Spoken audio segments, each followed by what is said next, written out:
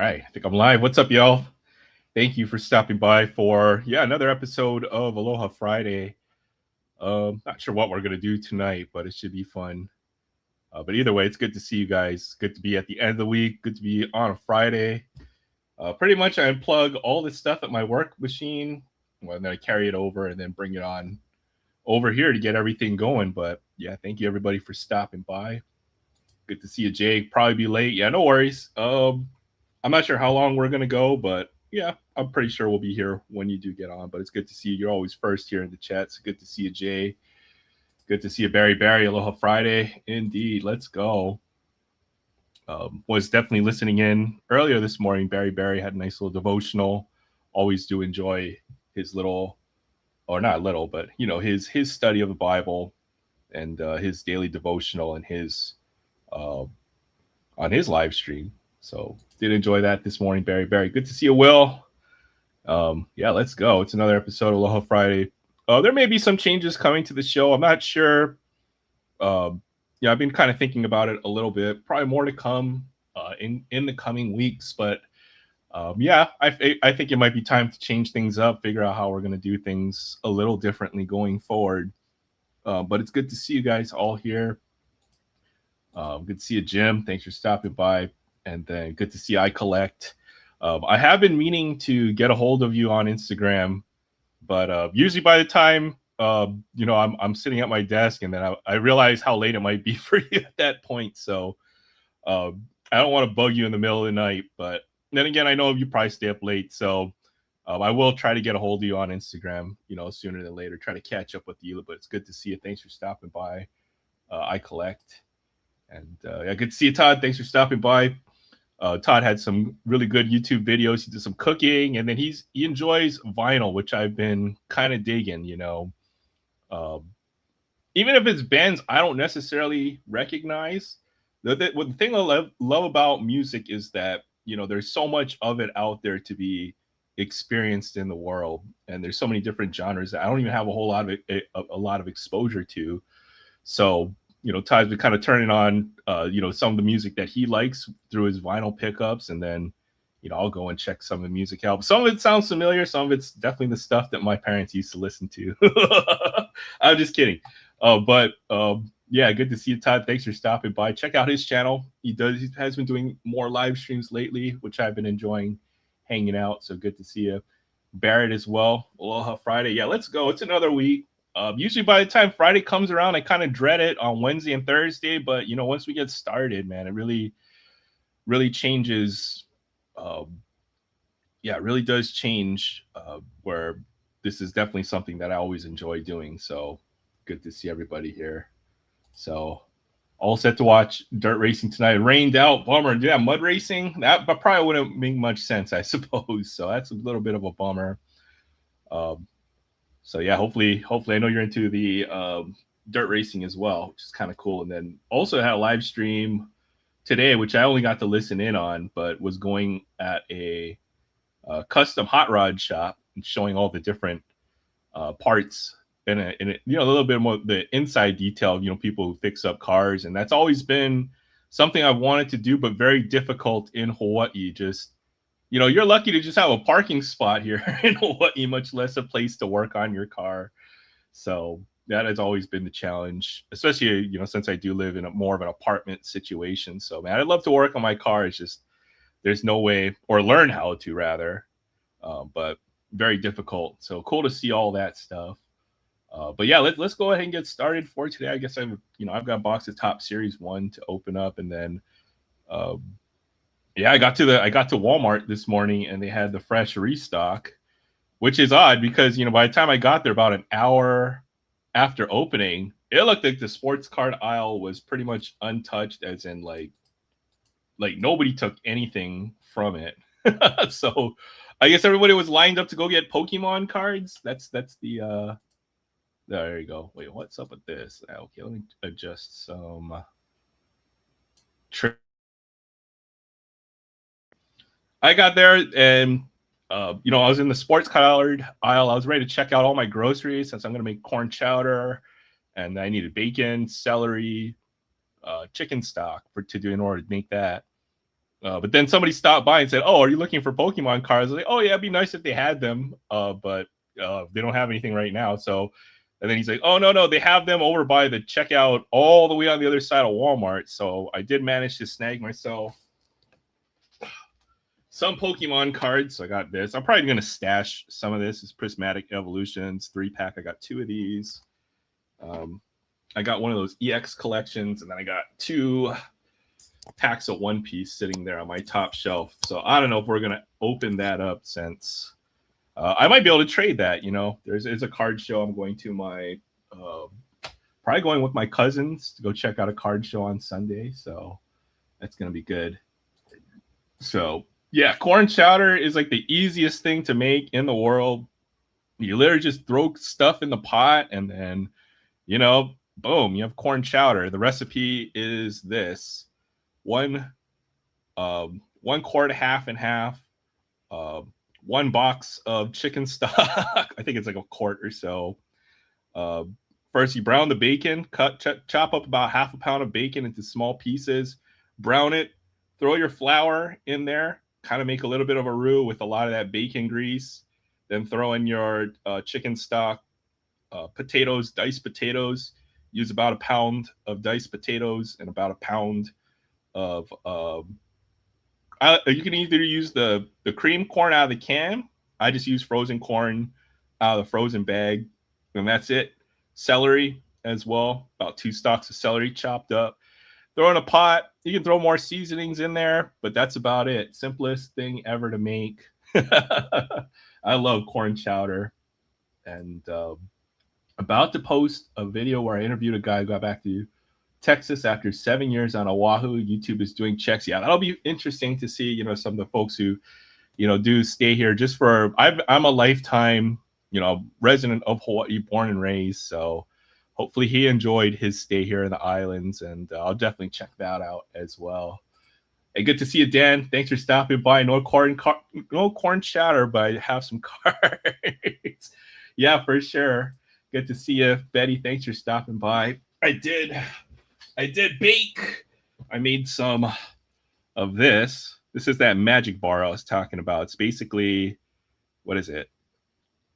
Graham cracker crust, and then sweetened condensed milk and almonds on top. That is pretty easy to make as well. The hard part is just getting the graham cracker crust, since you have to break down a package of graham crackers and turn it into dust. But check out this channel right here. Everybody should be able to connect to each other. If you have a Blue Wrench, she's got some great cooking. Definitely pick up a lot of great tips. So thank you for stopping by. All right, let's get started. You got mad baking skills? I try to cook. I think cooking is a great skill to have, especially if you enjoy to eat out. Eating out is so expensive these days. So what I'm trying to do now is to learn how to cook to my taste and have that same experience. Well, eating out is also a social thing. So I guess I'm just eating by myself, but to have that same quality of food, as a takeout or, dining experience like that would be my goal. And to be able to make my favorite dishes. So, anybody who doesn't have an interest in cooking, I would highly recommend it, at least just to cook for yourself, or, when you get the chance. And it also helps you to eat a little healthier. I certainly haven't been following that, but that might be something else, reason to cook as well. But made some chili, made homemade. Ooh, dang, homemade chili. That sounds good. Chili is on my list of things I'm going to eat eventually, but I got to finish up that pot of spaghetti I made. I made a good meat sauce for my spaghetti. Need a video making corn chowder. I have to start making a little bit more of the cooking content. I know I have a few videos up there, but I haven't made a cooking video in a good year. So I guess we got to get more on the, not just the sports cards, but the other part of the channel, which is to cover all my other hobbies. So I will try to make a video, some corn chowder. Some of the easier recipes that I like to make. One thing I did make was Korean style pork belly. You can get really thin sliced pork belly. You just marinate it, and the marinade is half a cup of brown sugar, half a cup of soy sauce, gochujang season sauce, about 2 tablespoons, 2 tablespoons of sesame oil. Need it, and man, that's pretty much what I started cooking. Is, Korean barbecue is one of my favorite foods, but it's also very expensive. So that was what that I really did enjoy. I'll try to get that. I don't know.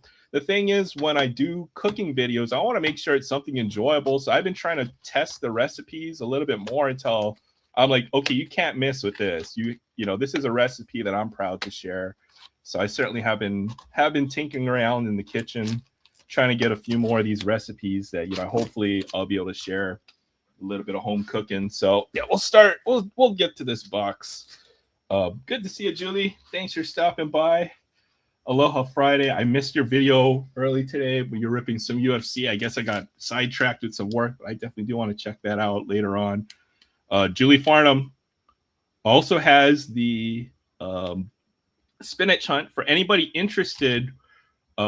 She runs a nice contest, a very casual contest among the card community, as we call it. We will be opening up a little bit of Allen and Ginter. And for anybody who has just a passing interest in cards, you might want to check this out. This might be a good way to make a good video or some content. But what the contest is you will get one blaster box, or however many packs of Allen and Ginter. We will be looking for very specific cards from each of these individual years. If you imagine that this was a box of Allen and Ginter, or a blaster box, so to say, and these run about $25. This is obviously not Ginter. This is Heritage. But you can get a blaster box of this year's Allen and Ginter and hunt for the Minnesota State Bird, which is the Loon. That is a chase card. And there's lots of prizes. Julie Farm's giving away hobby boxes this year. Might be a hobby box of Topps, several hobby boxes, as well as a lot of different things that the community has contributed, as part of the contest. So even if you don't necessarily win the contest or find the chase card, there always is a duck race or a drawing at the end. You might win some very cool prizes. So I definitely encourage anybody who's interested in, who makes content and is interested in making a video this year. The duck hunt or the spinach hunt will take place on March 1st. You can check out Julie's channel for the details. All you have to do is post a video with the hashtag. I think the hashtag is spinach hunt. Julie, you can correct me if I'm wrong. But yeah, I'm looking forward to it. That's coming up this week. So I'm definitely making a video on that. That's going to be fun. Hey, good to see you, Pastor Ken. Thanks for stopping by. Aloha Friday. Have a blessed night. You too, as well. Appreciate you stopping by. Have a blessed weekend as well. All right, let's get started. I'm not opening this Heritage hobby box, but I did find some Stadium Club fat packs, and I thought this would be something to look for in when you do your card hunts, because I think these run $8, but I looked, these have 36 cards. That's pretty much a whole blaster Stadium Club, or very close to it. So this might be the best way to build this set if you're a set collector. 36 cards for $8. That's under 20 cents. That's close to 20 cents a card, which is about as cheap as you're ever going to find sports cards. And it comes with a really good set with Stadium Club. So I wanted to check this out. For the polls, add a hobby. Yeah, 2021 Heritage. Yeah, that sounds. Yeah, I mean, I've won some great prizes. I think I won one of the prizes in a duck race, which was. Maybe Pastor Ken's still here. It was a 70s era Mets, one of those season programs. I'll dig that up sometime to show. I've got in my closet, as well as some slabbed up cards. I think one was a Roberto Alomar rookie card. Couple other cool cards. So very blessed to be participate in that duck hunt. I'll be looking for, or not duck hunt, but the spinach hunt. So check out Julie Farm's channel one more time. If you want to win some great prizes, just make some videos, talk about your cards, Allen and Ginter. It's going to be fun. But yeah, 36 cards for $8. You kind of can't beat this price. I mean, we always complain about how expensive wax is, but this is a pretty good value in today's sports card economy. So we'll check one of these out. I'm thinking it's just going to be base cards. I tried from the bottom, which is supposed to be the easy way to rip these, but obviously not. All right. Oh, I should have looked for all the ones with the security tag. I messed up. I don't know. I have a superstition. Anything with the security tag, might actually contain some hits. So we'll check this out. I mean, you should get some parallels in here. Not sure if there is a chance to pull. There probably is a chance to pull autograph. Buy, in my opinion, for $8. Images, photography, and Stadium Club always excellent. Doesn't get much better than that. I love the borderless design every year. This year's design is very clean. I do like it. It's very basic, but this has the best images when it comes to baseball. C.J. Abrams, Bryce Terang, Connor Norby rookie, and right there's a Nick Kurtz rookie card that might get close to like paying for half of this this fat pack rip right there.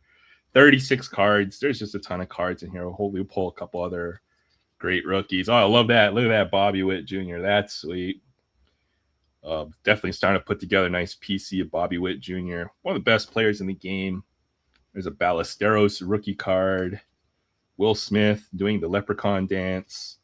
Brent Rooker. Terang again. Garrett Cole. Darvish. Ooh, Big Hurt. Have some great veterans in here as well. Vlad Jr. celebrating. Probably it looks like a double there. Cabrera. Semien. All right, doubled up on the Bobby Witt Jr. All right, we're starting the rainbow. Got the base card, and I got the pink there. Josh Naylor, Bryce Harper. Yeah, so Stadium Club, always a great set. At this price point, I think it's pretty good. Oh, we got something upside down, too. I'll save that for last. Alvarez, Mason Wynn, Luis Angel Acuna. Cool image there. Bubblegum coming out for the opening. Posey, Spencer Strider, Dollander rookie, Austin Riley, Tovar. So I'm glad there's a good way. Because I was thinking this set I would not be able to complete this set. Just they don't give you a whole lot of base set cards in a blaster, but this seems like a pretty reasonable way to do it. I'm guessing it's going to be a 300 card set this year. Oh, there's only 200. I don't see anything over. Usually I just look for the highest number on the checklist, which is I just saw 193. So if it's a 200 card checklist, that'll be even better. I should be able to finish up a set within maybe about 10 or 15 fat packs, which would be great. All right, let's check out this insert. I'm just going to do the flip. That's pretty cool. In case of emergency, break glass, and there's a Frank Thomas Big Hurt insert. Kind of a neat one. I haven't seen that design yet. Yeah, $8 for 36 cards. That's cheaper than base set, to be honest. I think base set cards is usually about 26 cents or so, something like that in a blaster. Even a hanger is 15 for 59. So yeah, $8 for 36 cards seems like a great deal to me. So all right, let's get into this the series 1 box. I'm just gonna rip like 4 packs at a time. I think these have 20 packs per box. Otherwise, we'll be here all night. Hear me yapping.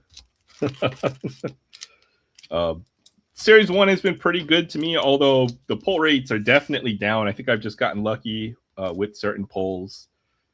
So definitely, whatever I have here is about as much as I'm going to open. I have one more hobby box. I have one more jumbo.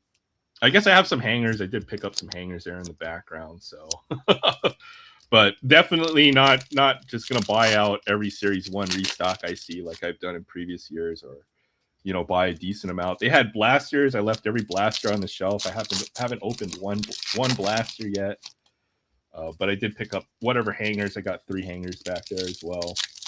Ain't you here yapping on most Friday nights? That's true. This is true. I am always yapping. I enjoy yapping with y'all, though. It is usually the highlight of my week. So, all right, 4 packs. What is that, like $25? Would you rather have 4 hobby packs, or would you rather have a hanger? Is a good debate. The thing with the retail stuff, there is a lot more parallels. Like, we'll be lucky if we pull 2 numbered cards out of a box, but hobby has a better shot with some of the rarer stuff, autographs, and then hobby only stuff, inserts and so on. So, all right, we've done Series 1 3 weeks in a row, so I'm pretty sure we've seen all these base cards. So there is Mookie Betts on that 35th anniversary of the 91 Topps design. Gossman, Mason Barnett. There's a Mike Trout. I've pulled a couple retail parallels of Mike Trout. And then, I guess I've been picking up a blaster, or not blaster, but a hanger here, or one of the holiday tins there.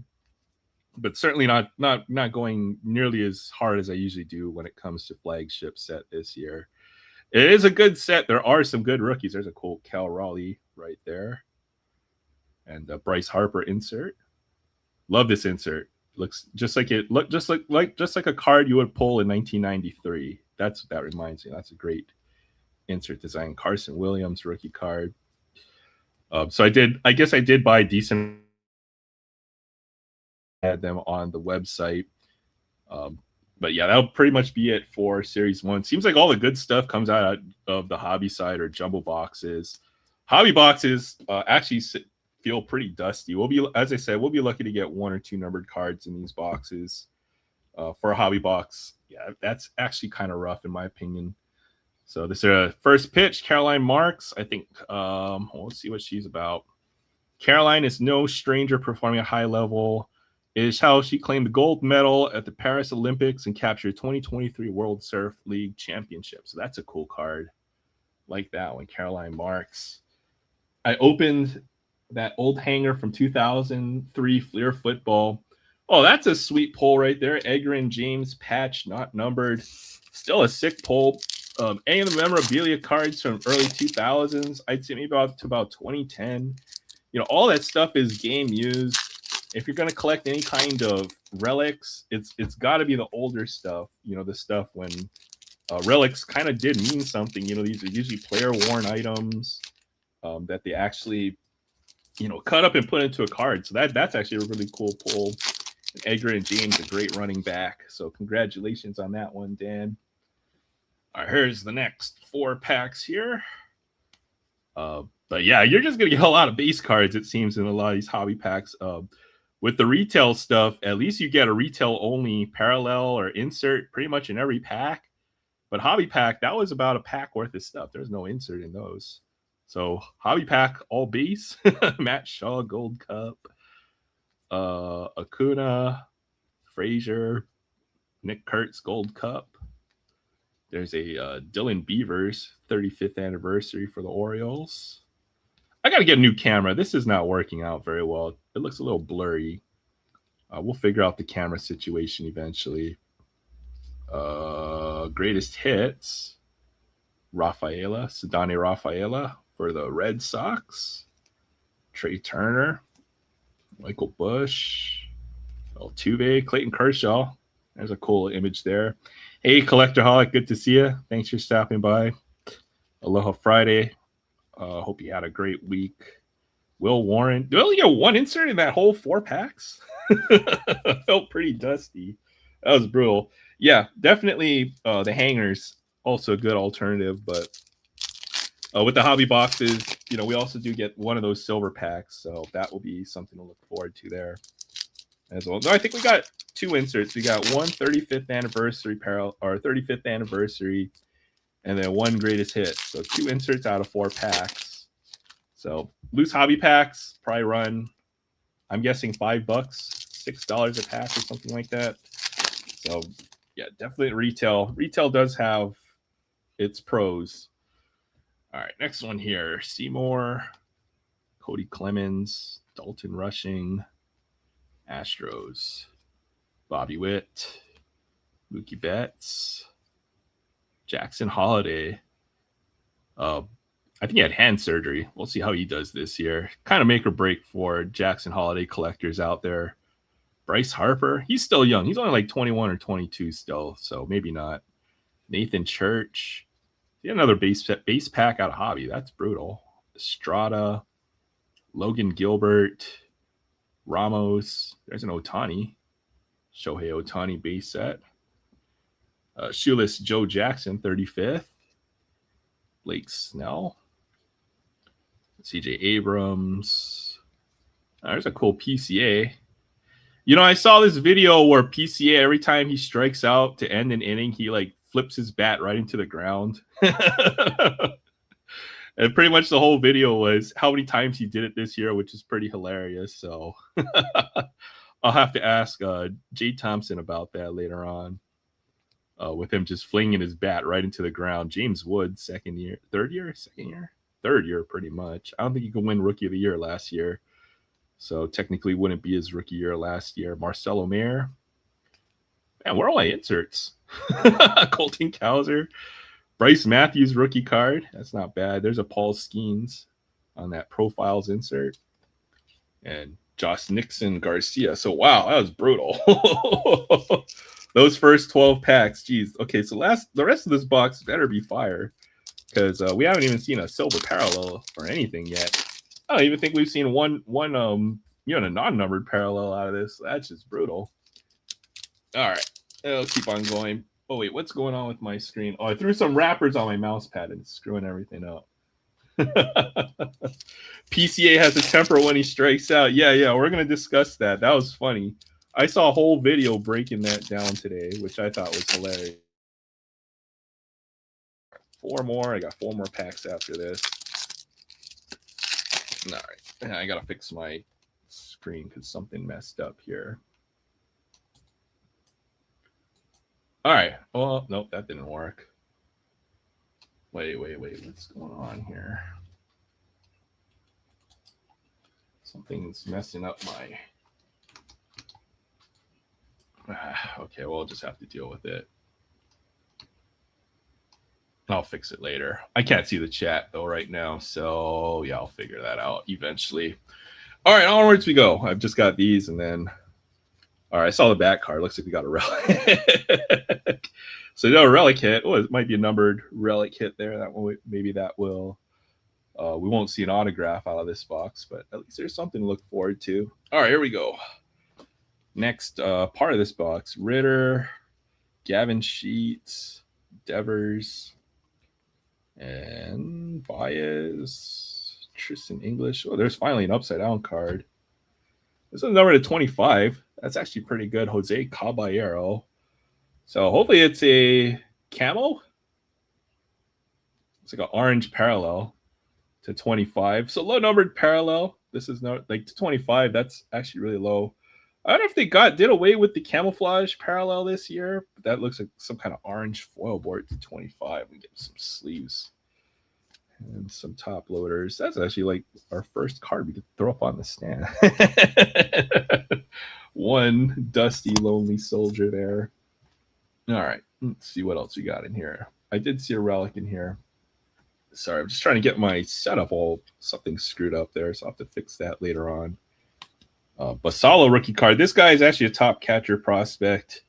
The Adley Rutschman is their starting catcher. This guy's kind of got some big potential. So there are some good rookies in this class. It's just there will be a lot of Series 1 out there. So Mizorowski and another upside down card. All right, maybe this side of the box has everything. And that is a pretty sweet one. There is the home run leaders. There's Cal Raleigh, Aaron Judge, and Junior Caminero on the same card. So that's a great little silver foil to get right there. Like that one. Big dumper, Aaron Judge, Caminero. Caminero low-key with the 43 home runs. And that's only like his second or third year. All right, so finally, looks like the other side of this box has all the good stuff in here. Dylan Beavers rookie card. There's a Vlad Jr. in the red. And then we have, missed it. Super short print, Jose Altuve for the Astros. Estevez. Not even going to try that name right there. Come on. Shinosuke Ogasawara. Good grief. And, it's a Cubs relic, at least. Wizenhunt, Tyler Freeman, Garcia. We'll see who our Cubby is. It's a blue relic, which is actually really nice, too. Yeah, it looks like Seiya Suzuki. Pretty sweet. Number 150.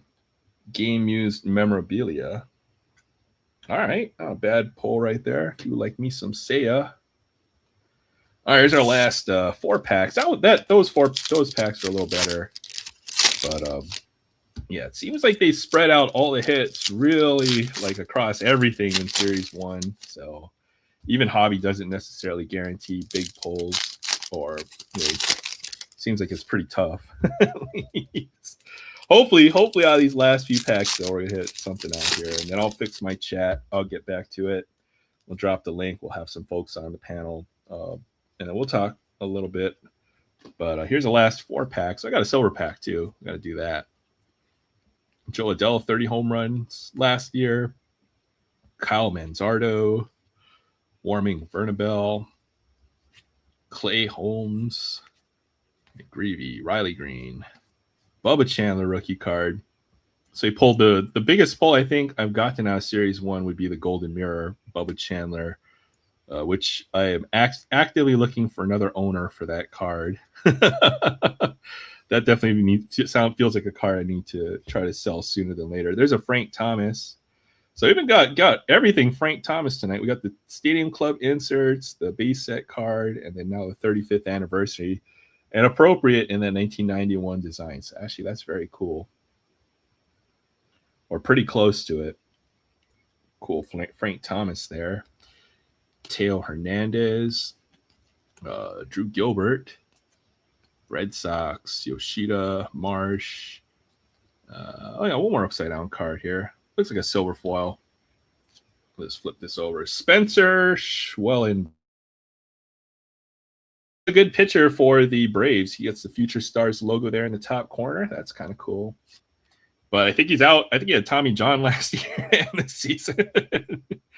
But 110 innings, 108 strikeouts, about 9 Ks per 9, 2.2 WAR with a 3.09 ERA. So hopefully this guy gets healthy. He's a great pitcher. Spencer Schwellenbach, silver foil. And our last pack, there's a Gunnar Henderson. He's gonna hopefully Gunnar has a bounce back year. He certainly is one of the best players in the game today. Fredo, even for a down year, he still had a good year. There's an Altuve base set card.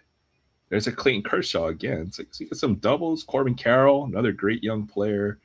Max Muncy, and a Roman Anthony greatest hits. I think is the top rookie chase for 2025 right now, as we know it.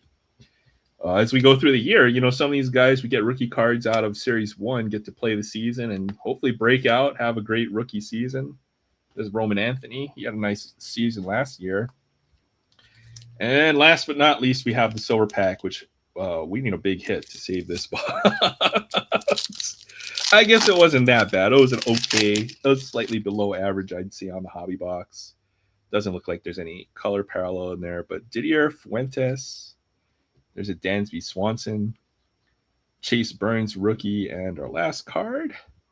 How about that? We'll end it with the Ichiro. We'll take that. Do like me some Ichiro. Sweet. There's the exclusives. All right, let me fix my setup. I'll drop the link. As usual, we'll have folks stop by, hang out with us. I'll read through all the chat before I do that as well. What is wrong? I might have to drop off for just a second here. Give me just a moment. How do I do this? StreamYard.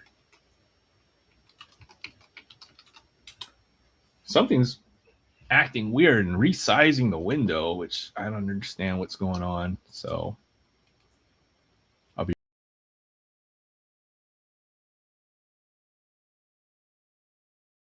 All right, I'm back. I don't know what's going on.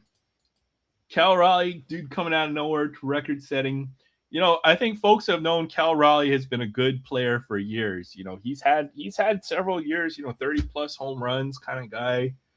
I remember he hit a walk-off to send the Mariners to give them a playoff spot. So that's kind of when I knew Cal was legit. I think that was 2023. But yeah, certainly a great player. Hey, what's up, Brian Budget Rips? Thanks for stopping by. Yeah, wasn't too much fire in that box. Maybe we'll have our chance to redeem ourselves a little later tonight. Be right. Jay's running to the neighbors to go get some cookies. Barry says error. Yeah, something's up.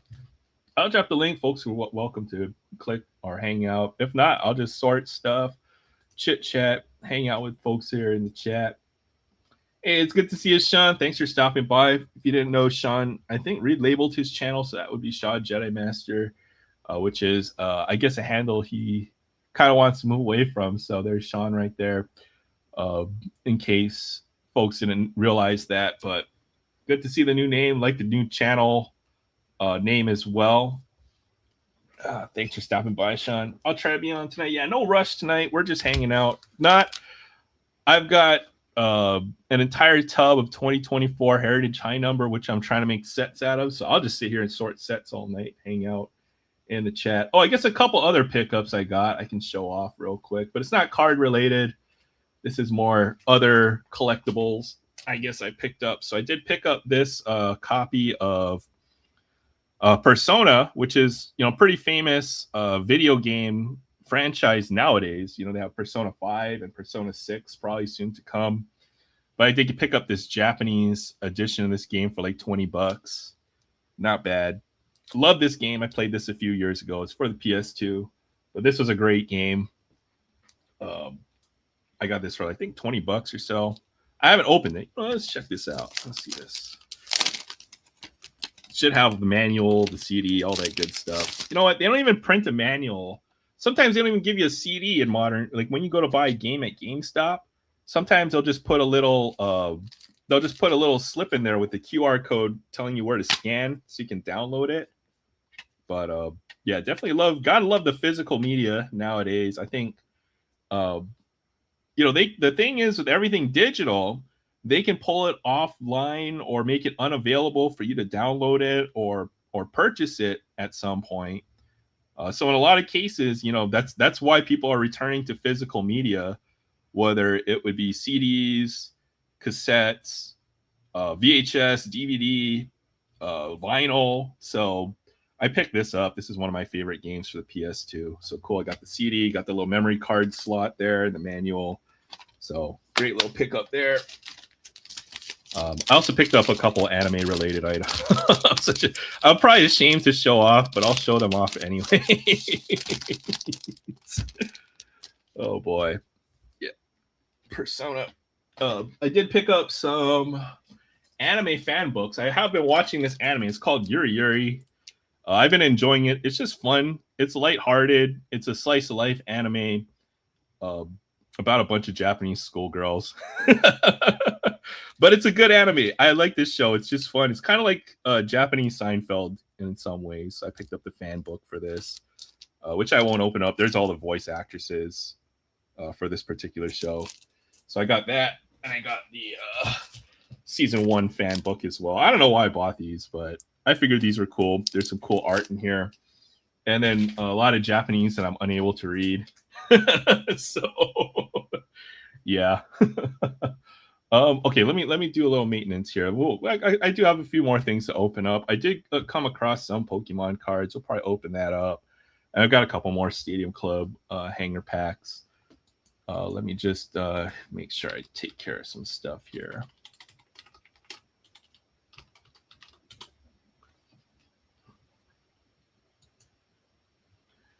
With friends like this, who needs animes? Yeah. I don't know. I like to. I've been watching a lot more anime recently for a couple of reasons. One, it's like Japanese language immersion, right? So if I want to go to Japan to visit someday, and in order to do that, you kind of need to know the language. So I can almost understand hearing Japanese, but if I had to speak it back to somebody, I would not be able to do that. Just I wouldn't remember the words in time. So I'm getting a little bit better with my comprehension, understanding people when they talk Japanese. So hopefully it'll come over time. That's the hope, anyhow. Sorry, just finish this up real quick. I just want to pin this to the top. And then we'll go ahead and check out these other Stadium Club fat packs I've got. For those coming in, yeah, for $8, and you get 36 cards. That's like 3 times as much as they put in last year. Maybe these are like 12 or 15 card packs last year for the same price. So I'm not sure. Somebody made a mistake at Topps, give you 36 cards in a fat pack this year.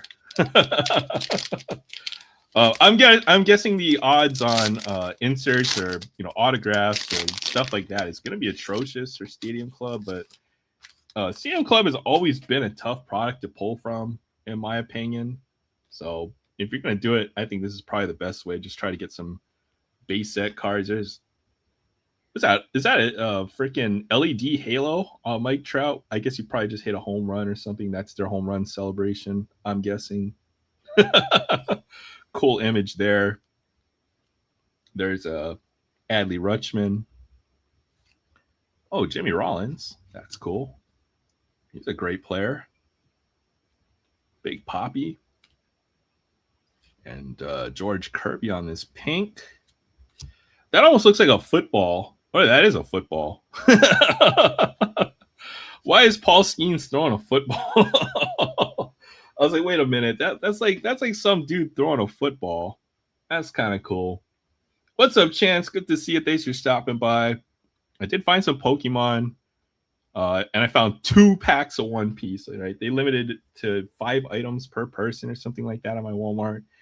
So I did score a little bit of Pokemon this morning. A couple of packs of One Piece. Might check that out later. Mackenzie Gore, Connor Norby, and yeah, 36 cards. And if this is only a 200 card set, then you've got a real good chance at pulling some of the bigger rookies. So Nick Kurtz, yeah, that's awesome. Get Nick Kurtz rookie card out of Stadium Club. Needed that one. And Bryce Harper. And Jackson Job. Brian Wu. Ballesteros again. Garrett Cole again. All right, we saw this collation earlier. Seiya Suzuki, Darvish, Frank Thomas again. Festa, Lindor. All right, here we go. We haven't seen these cards. Chandler Simpson, rookie card. This guy's a speedster. I don't even know if he hit a home run, but I know he stole a crap ton of bases last year. Minor league record. So in 2024, he had 104 stolen bases in the minor leagues in 110 games. That's ridiculous. Oh, and he has 1 career minor league home run in about 2 seasons played. That's awesome. Real speedster. For the when they grade prospects 20, they do a 20 to 80 scale. I think he has 80 speed, so he's pretty much maxed out on speed. So that's a fun kind of player, that's not typically you don't see that very often in modern baseball these days. Everything's kind of around power. You don't see contact hitters so much. There's a Yamamoto, Agustin Ramirez, Haesung Kim. Ooh, I got Ellie De La Cruz insert. All right, let's check this out. Ellie De La Cruz. Yours for the taking. Very bold looking insert, but I like it. It's got like Japanese floral designs in the back. It's actually kind of cool. That's pretty sweet. Ellie De La Cruz. All right, let's get some stuff out of the way. Some of these cards up. I had to change the setup a little bit so you guys can see a little better. Get the camera set up a little differently. Verlander. There's a J-Rod as well. Bellinger. Ben Rice. Caminero. Arenado. And Albert Pujols. And the great thing about today's restock is like I was the last one there. Literally the ladies were packing up, ready to go back to, because now they have to put everything behind the very much a customer service shelf, and they have a limit of 5 items. And everybody else got to pick ahead of me. Everybody who camped out and waited in line. So I was very surprised. The lady was like, "Oh, hey, look, here's some prismatic evolutions that nobody else saw." So I scored on 2 of these prismatic evolutions 3 packs. And then what else do they have?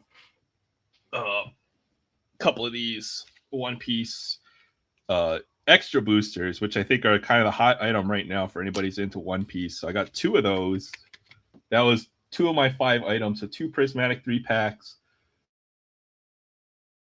piece sleeves, and then I got one of those. What was it? The Venusaur EX Mega Collection. So hey, what's up, D'Lo? Good to see you. Thanks for stopping by. Oh, by the way, let's go ahead and check this out. Um, for anybody who is interested in breaks, definitely check out D'Lo. I know he's running a break pretty soon. He's got some pretty cool products in there. So if you want access to certain products, I think he has a Stadium Club hobby, some Series 1 stuff. The details on his website. Feel free to drop the link. I'm going to give you the moderator. You should be able to drop links and then connect to some other folks. But for anybody who is interested in breaks, definitely check out D'Lo's channel. I like the way that he does a lot of his breaks a little bit different from your usual breaker, who's just going to go like this through all the cards, just like this. Oh, okay. Yeah, nothing in here. All right, rip the next pack. uh, but since you're here, we might as well go ahead and show this off. This was the results from the last break that I participated in, which was his first break of the year. I did want to show this off. Now would be a good time to kind of promote a little bit of D'Lo's breaks, kind of see what he does. So I bought into a break. It was a mixer. I think it was a 4 or 5 box hobby mixer. Spots are very reasonably priced. I think it was something like.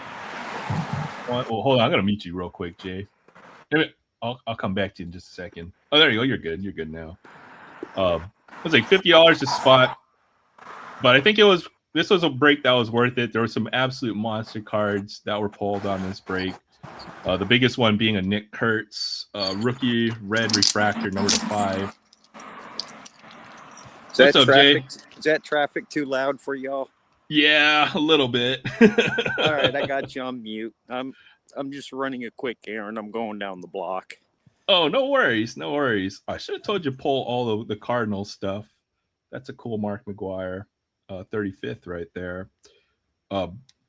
So in addition to all this stuff that I had the Braves in this one, I think I did pretty well on this particular break.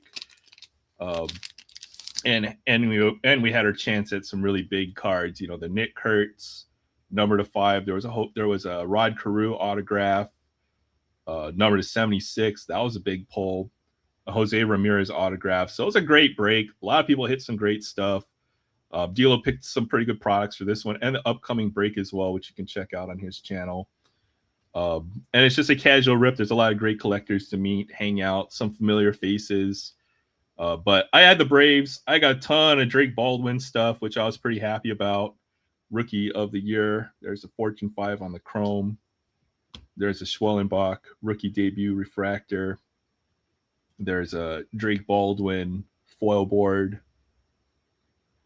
What is that? The Prism refractor, Drake Baldwin.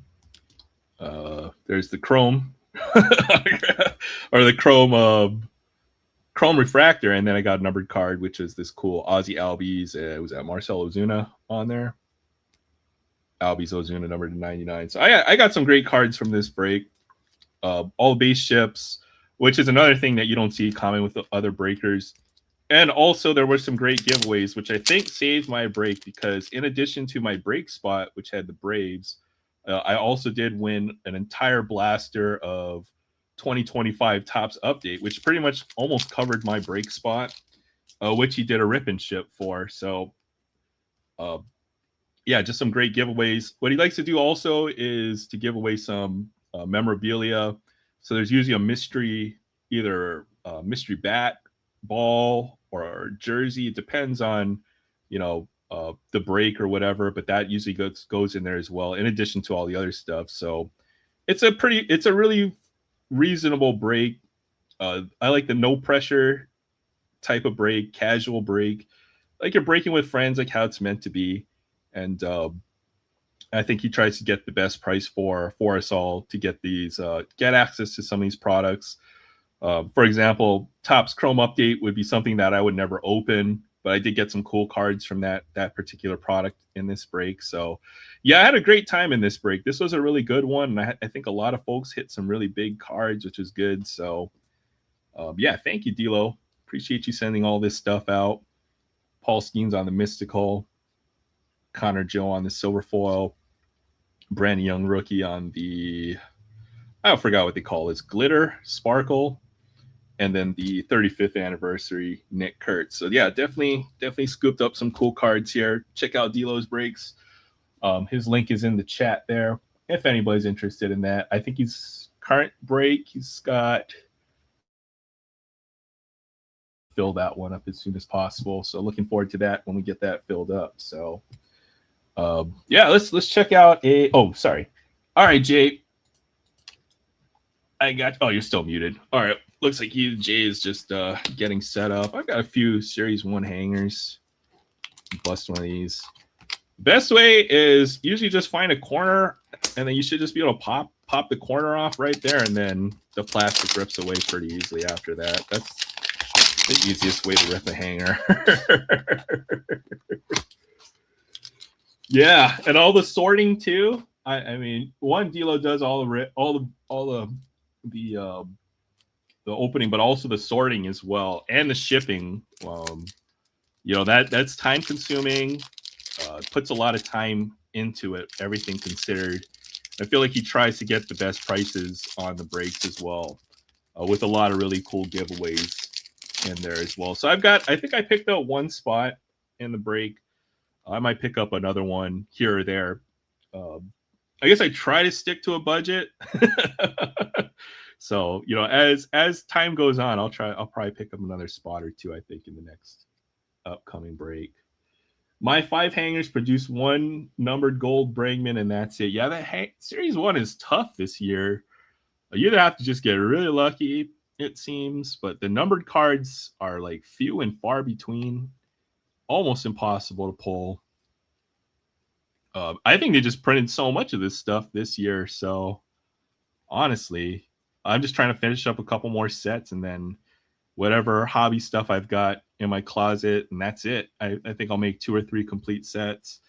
But some years have been so good. I've just opened as much as I could get my hands on. But I think the days of ripping Series 1 to chase hits or just flagship in general are probably over. It was fun for a few years. Like 2022 was so much fun. Feels like you got something incredible in just about every blaster or every other blaster or something.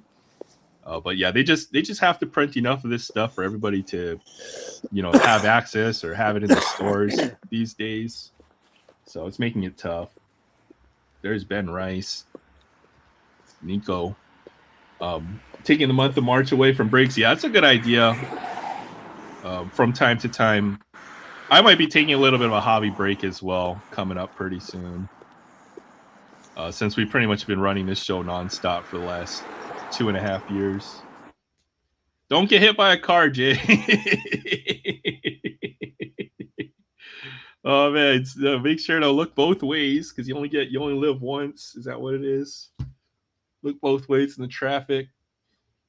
One Fanatics breaker or one Fanatics blaster didn't deserve a video. I didn't see the Fanatics blasters. I didn't get my chance. We really have to pick and choose on which products we're opening these days because it seems like there's fewer and fewer that are available out there that are worth opening in the first place, and you have a decent chance on getting something back from whatever you're opening. Even this year, I had to cut a few products off my list. Usually at Pro Debut, I had to cut out this year because the boxes, I think, almost doubled in price. And then I've been out on Topps Chrome, Topps Finest. Most hobby boxes, pretty much unobtainable, at least for me. So yeah, it's getting harder and harder to find those products that I think are worth opening at the price point that I'm comfortable with. There's a McCutcheon 35th anniversary. I'm trying to think if there's any others out there right now that I'm. The last one, yeah, those Stadium Club Fat Packs, those might be the best thing out there in retail as far as I'm concerned. To try to build the complete set. Paul Skeens, Corbin Carroll, Chase Burns. I think he's picked 3rd or 4th, right behind Paul Skeens, so still pretty big pitching prospect there. Francisco Lindor. And I either got something back here. Samuel Basallo on the horizontal, the big ticket player. I guess I got Diamante parallels. Ben Williamson, Warming Bernabel, and the silver foil, Jacob Melton, and Bronx Buddies. Maybe it's got Aaron Judge on it. That'd be pretty cool. No Aaron Judge. Darn it, who's that? Oh, okay. Aaron Judge, Max Street, and Carlos Rodon. So he is there. Oh, okay. It's just the way his the shadow on that image there didn't catch him there. Cool parallel.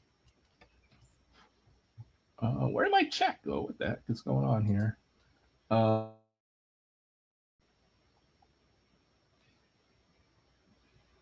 man, something's going wrong with my mouse here. Just move some stuff around. All right, let's check out this Stadium Club. I got a couple more of these. Something's wrong with my chat though. All right, hopefully that fixes it. And then for the fat packs, I always try to go in from the bottom. It's the easiest way. All right, so it seems like you get 3 pink parallels, and there might be an insert in there wedged somewhere, if I had to guess on these. But should be a pretty easy set to complete. I haven't seen anything above 200 in the checklist, which is good. For $8, you kind of can't beat this. Might be able to finish this set in like maybe 10 or so of these fat packs, which would be really good. Since it's so hard to finish a Stadium Club set, I swear. I think I've only finished one in the last 4 or 5 years. Why do they all have football images? I know we saw the Paul Skeens with the football. Now Michael King with the football. Sammy Sosa looking low. Oh, there's one for the Cubs right there. Sammy Sosa. I'll put that in Jay Thompson's pile right there. Aaron Nola. Oh, look, back to back. How about that? Look at that. Sammy Sosa again on the pink parallel. It's pink. It's pink. Yeah. Look at that. Jazz Chisholm. Sorry, I still ain't made it home. I'm on my way to my neighbor's house now. Get those cookies, man. Oh, cookie lady. No, this is pretty lady. Oh, okay. I'll be back. All right. Hey, no rush, man. Take your time, man. But turn your camera off if anything goes down. Justin Henry, Malloy, Dylan Cease. I'm kidding. Oh yeah, Josh Naylor, now Mariner for at least the near foreseeable future. I love this guy. Tariq Skubal on the pink. Corbin Carroll wearing his glove on his batting helmet, or is that just a cap? I can't tell. Looks like a batting helmet. Royce Lewis, Zach Gallen. He could have a bounce back year. Good pitcher there. Max Fried. I know Christian Walker was bald. What the heck? With the Astros. Sagasi, Riley Green, George. Oh, that's a cool image there too. Like Superman right there. That's sick. Oh, and he's caught the ball too. Look at that. What a play. George Kirby, 68. That's like the number between 6, 7, and the other one. Tariq Skubal ×2. Logan Evan. Corey Seager. Looks like he's getting ready to catch. Try to make the tag. Jace Young, rookie card. Oh, that's a cool Aaron Judge image. They really zoomed in on him for that one. Cool Aaron Judge there. Logan Gilbert. Randy Rosarena. Yamamoto. Agustin Ramirez. Matt Chapman. J-Rod. Verlander. One more. Did he retire or he's going to play one more year? I saw Max Scherzer re-signed again for one more season. Oh, with the Blue Jays. Bellinger, Brenton Doyle, Kumar Rocker, Amador, Zach Wheeler. So, yeah, it looks like just the 3 pink parallels are guaranteed in those fat packs. So, maybe not the best place to chase pulls, but a great product to actually try to build up the set. Oh, that's right. He did sign back in Detroit for one more season. I thought that was the case. Justin Verlander. Yeah, you're right about that one. I just showed it Imanaga on my desk. All right. So Um, I know I had a ton of stuff I need to sort. I've had just a mountain of top loaders sitting on my desk. I think I sorted them by sport, but I know I wanted to go through and find at least the series one hits that I've gotten, kind of get them all into one pile. So maybe that might be a good time to do that now. Sorry if I'm talking off the camera. Yeah, we'll try to see if we can sort out all the series one stuff. Yeah, I did get a good pile going on. But I guess I've had some decent luck in retail. I guess I bought a couple of these holiday tins. There's a Keg Linoni in the green holiday parallel, and Jonah Tong as well, and Clayton Kershaw tins. So I feel like I got really lucky with the parallels on these. The only thing we're missing was an Otani, I think, but Kershaw, Vlad Jr. in this blue and purple polka dot pattern, Bubba Chandler as well. So I couldn't complain. Those are literally out of 2 or 3 tins. I have opened one other hobby box off stream. This was a Luke Rayleigh wood parallel, which I've never seen the wood parallels before. Those are number 25. So that was cool. Finally got a wood parallel. I've seen this guy before. I think I pulled a Father's Day of him a couple years ago. So I don't know. Maybe I've got a Luke Raleigh PC going on. There's a CJ Kafis on the team name variation there. This was a big stuff we pulled last week. Was this the Bubba Chandler Golden Mirror? So this is probably the biggest pull I think from 25, 26. Oh my goodness, I said 2025 like it was last year. 2026. There's no base chrome in Stadium Club retail or something like that. Okay, that makes sense. That makes a lot of sense. I was wondering how come I didn't see any Stadium Club chrome, but so I guess they had to cheapen it up some way. But still, it's a good way to finish the base set, which I think is the big thing with Stadium Club for me every year.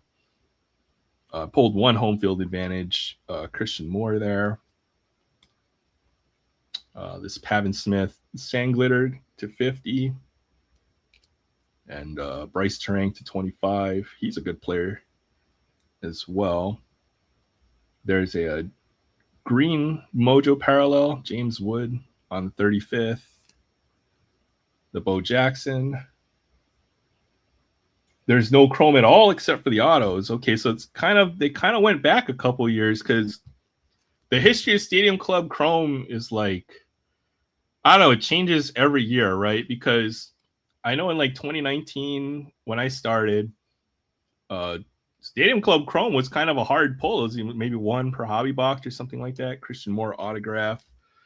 And then in 2021, they made it a standalone Stadium Club Chrome hobby product, hobby boxes. They did that for 22.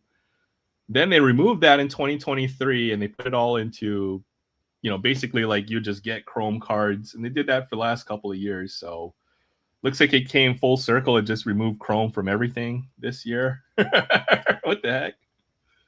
Hey, good to see you, Derek. Thanks for stopping by. Appreciate you. And DK as well.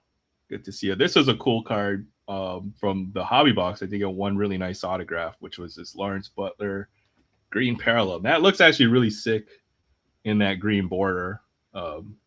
Lawrence Butler on the Athletics. So great color match on there. True one with the actual jersey matching the border of the cards. So that was a great pull there.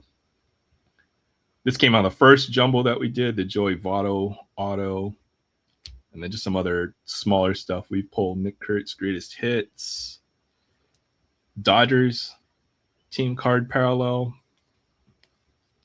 in silver foil. I guess if it's got Otani in it, you kind of got to top load these days. There's the duo. I think I got this on the first look. One Mike Trout, Diamante. That's the hanger exclusive parallel. Roman Anthony, a couple Roman Anthony parallels that are rookie cards there. So yeah, that Lawrence Butler, that kind of stands out. I don't know. I might keep this one for the PC. He's a good young player. I think it's like in his second or third year. But he had a good 2020 season last year. Good young player. Athletics, honestly, might be the team I bandwagon this year since they've got such a good young roster. They've got a lot of young offensive players. They play in a little league baseball park, aka a minor league park. So these guys are just gonna hit bombs all day. Nick Kurtz might hit 40 home runs at home alone, in Sacramento, as long as they're playing in that minor league field. So yeah, Athletics are gonna be a fun team to watch this year. If they can put together their pitching, they'll have a chance, I think, to contend for a playoff spot this year or possibly in the next year as well. They've got a few other big prospects coming up. So, but that's good information with the Chrome infos or the Chrome autographs. I didn't see that, and then I didn't get a chance to pre-order any of the Chrome or the Stadium Club hobby boxes. I guess I missed the pre-order drop, and then the secondary on those, especially since the hobby boxes only have one auto this year. I think so a little tougher to make the purchase on those, in my opinion. The other thing about the other thing about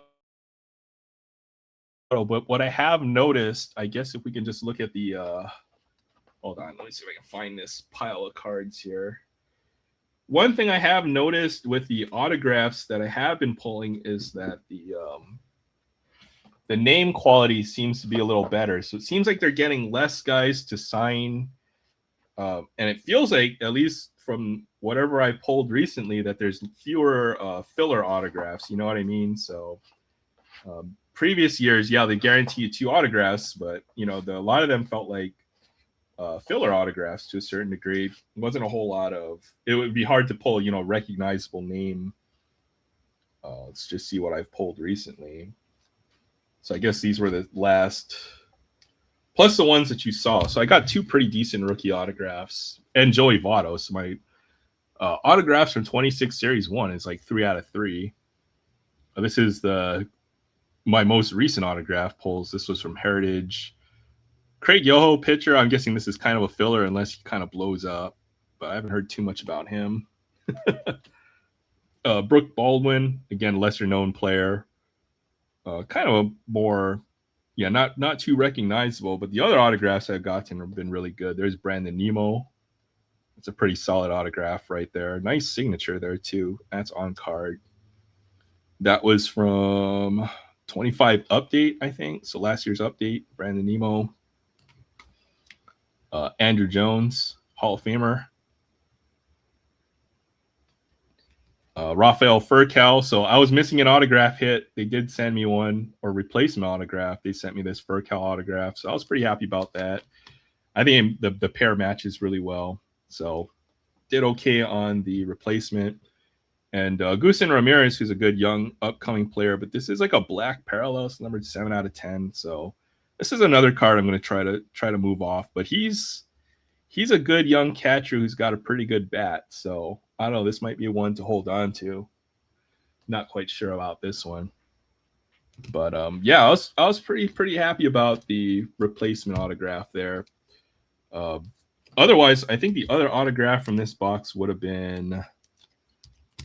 I think we did a box of archives. It was a Brooks Baldwin, and that was my one autograph. I was like, hey, look, come on. I thought you guys said there's 2 autographs in these boxes. But yeah, thanks. Appreciate that.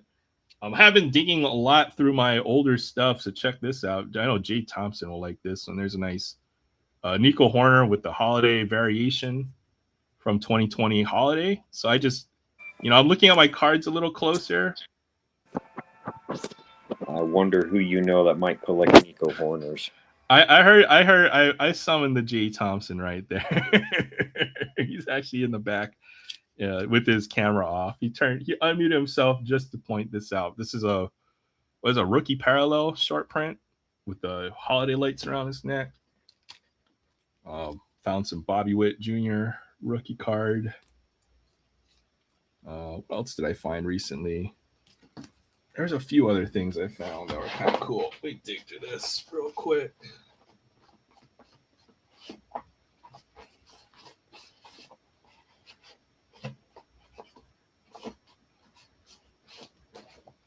I know I found some short prints in here as well too, so that was kind of the big find. I think this is just for the last few weeks of sorting. I found this Mickey Mantle Archives short print. Pretty much the checklist number looked a little different. I think it's whatever he takes. Pretty much number 7 was retired for a bunch of years. This card is 207 on this. But it's of a different player. And I saw one with Mickey Mantle. I was like, oh, wow. Okay, that must be a short print. So there's a Mickey Mantle short print I found recently. Same for this Willie Mays reprint when I was sorting 2019 tops.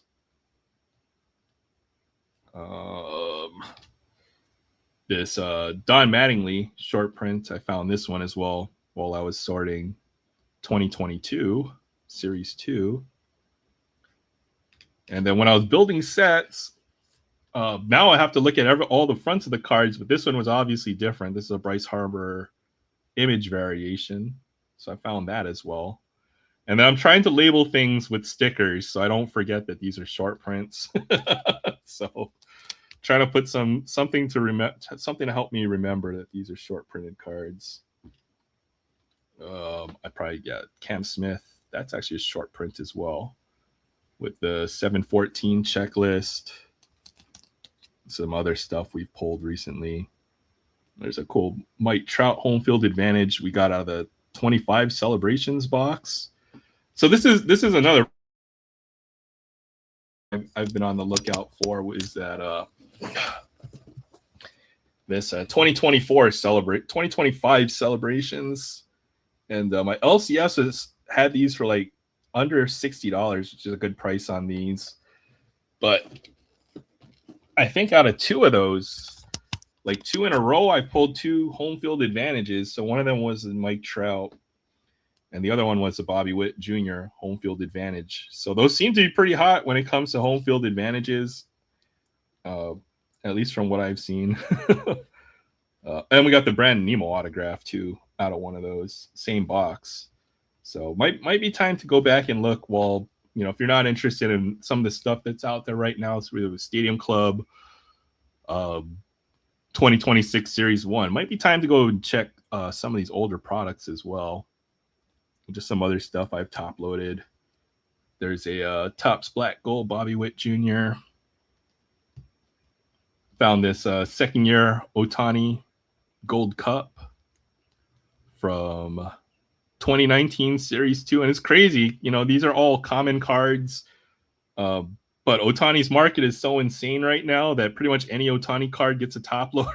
So, really going through some of these older sets and trying to find some of these even base set cards of Ohtani. If you've got extras, maybe you can trade it into something else that you want, some other cards that you want in your collection. So there's a Vlad Jr. rookie card I found. James Wood. This is from Heritage, I think. Last year's Heritage.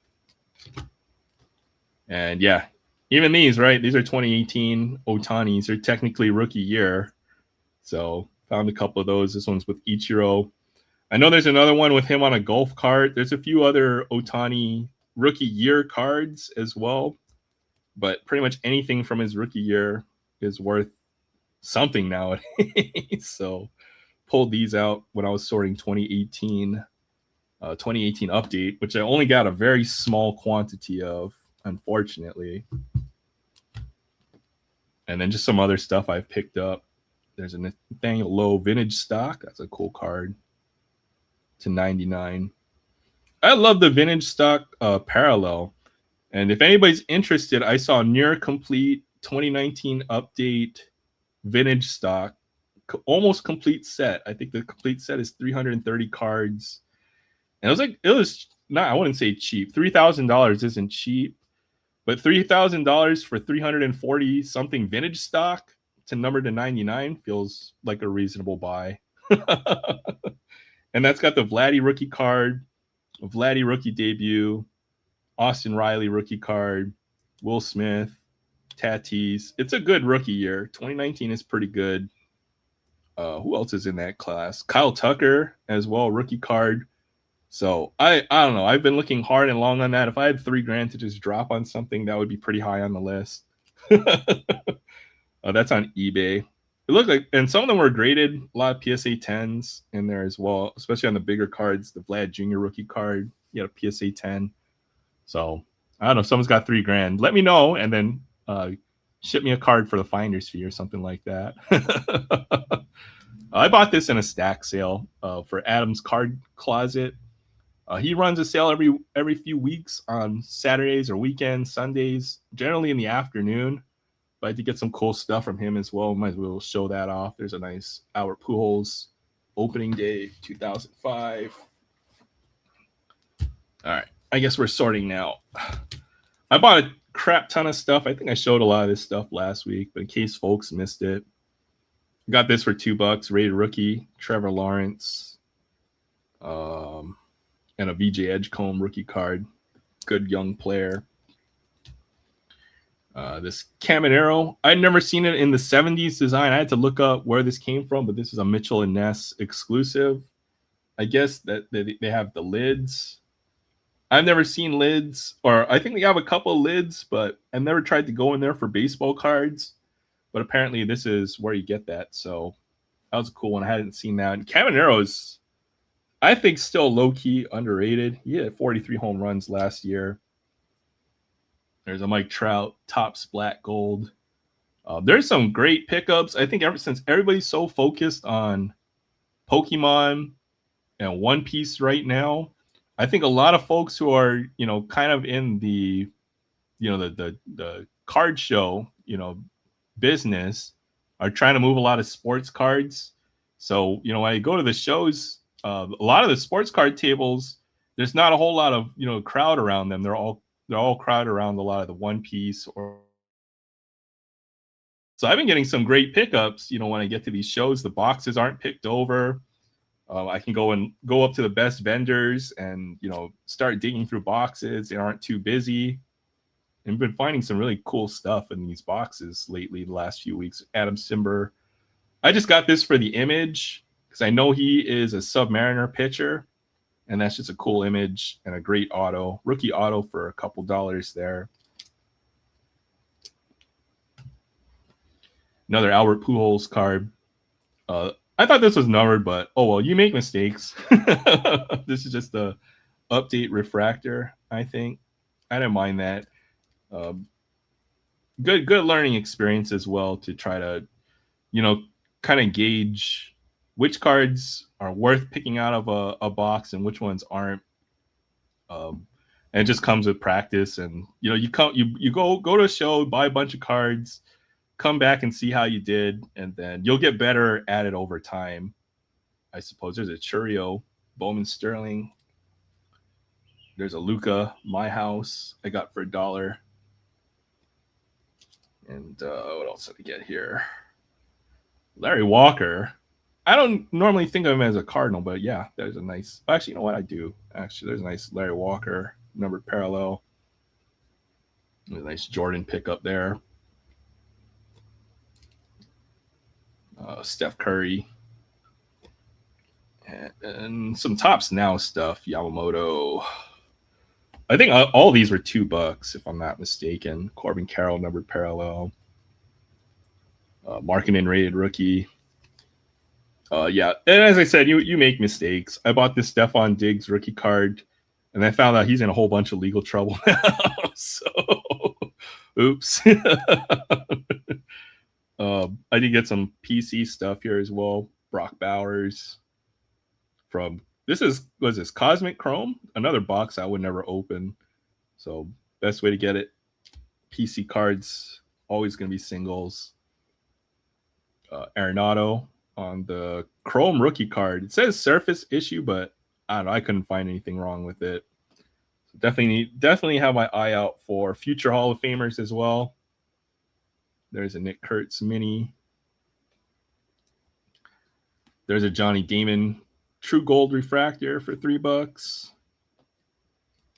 And I got this Junior Caminero rookie card, which is also numbered to 325 on this card for a couple dollars. We're still crying into our beers. Yeah, congratulations on the Super Bowl champion.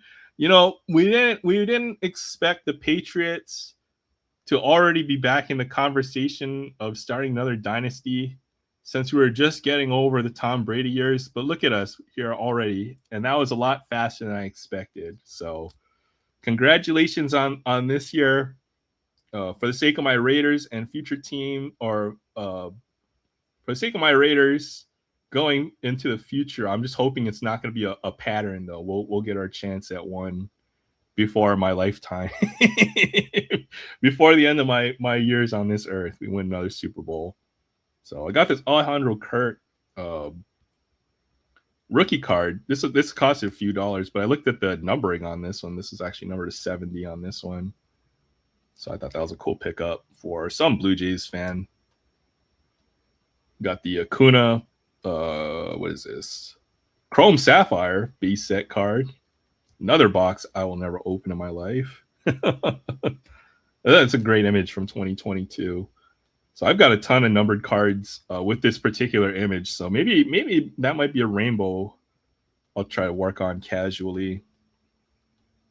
Got Grant Hill rookie card. I always wanted this one as a kid. I don't think I ever had the upper deck one. So this one fell in my collection. Hall of Famer Grant Hill there for $1. Jerry Stackhouse. Flair, not showcase, but one of the nicer sets from back in the 90s. 95, 96 Flair. Hall of Famer Magic Johnson. One of the greatest point guards of all time. He played pretty much any position, though. Had a Glenn Robinson insert. And then the vintage stuff I showed last week as well. A few Larry Bird. 88, 89. I got 3 of those. This one is double loaded. So basically I got 2 for... These are half off, so basically I got 3 for $5 right there. That's cool. Actually, all of these cards with this particular price tag were all half off. So I got a nice Yadier Molina first year Bowman card. So I'm gonna look for his rookie card eventually as well. I think he might not be a first ballot, but I think he will get into Hall of Fame eventually. You might be a first ballot. I'm not sure. Who knows what the Hall of Fame voting voters and what they do. I have no idea, to be honest. There's some other stuff I picked up. 90s basketball is my jam, if you haven't noticed. Steve Nash rookie card. Derek Jeter, Pinnacle rookie card. But he has some cards from previous years, so technically not a rookie card. Still a nice Jeter card to pick up. This 90s era Emmitt Smith insert. I think that if there's anything collectible from the 90s, and you kind of see a more appreciation of this stuff on eBay these days, it's going to be the 90s inserts. They're just really nice. When it comes to numbered parallels from the 90s, that ship may have already sailed. A lot of that stuff has gotten pretty expensive in recent years, and it's really hard to find. Just so many people collected in the 90s. I think a lot of those cards are just lost to the ages in a lot of ways, either in collections or, over time, right?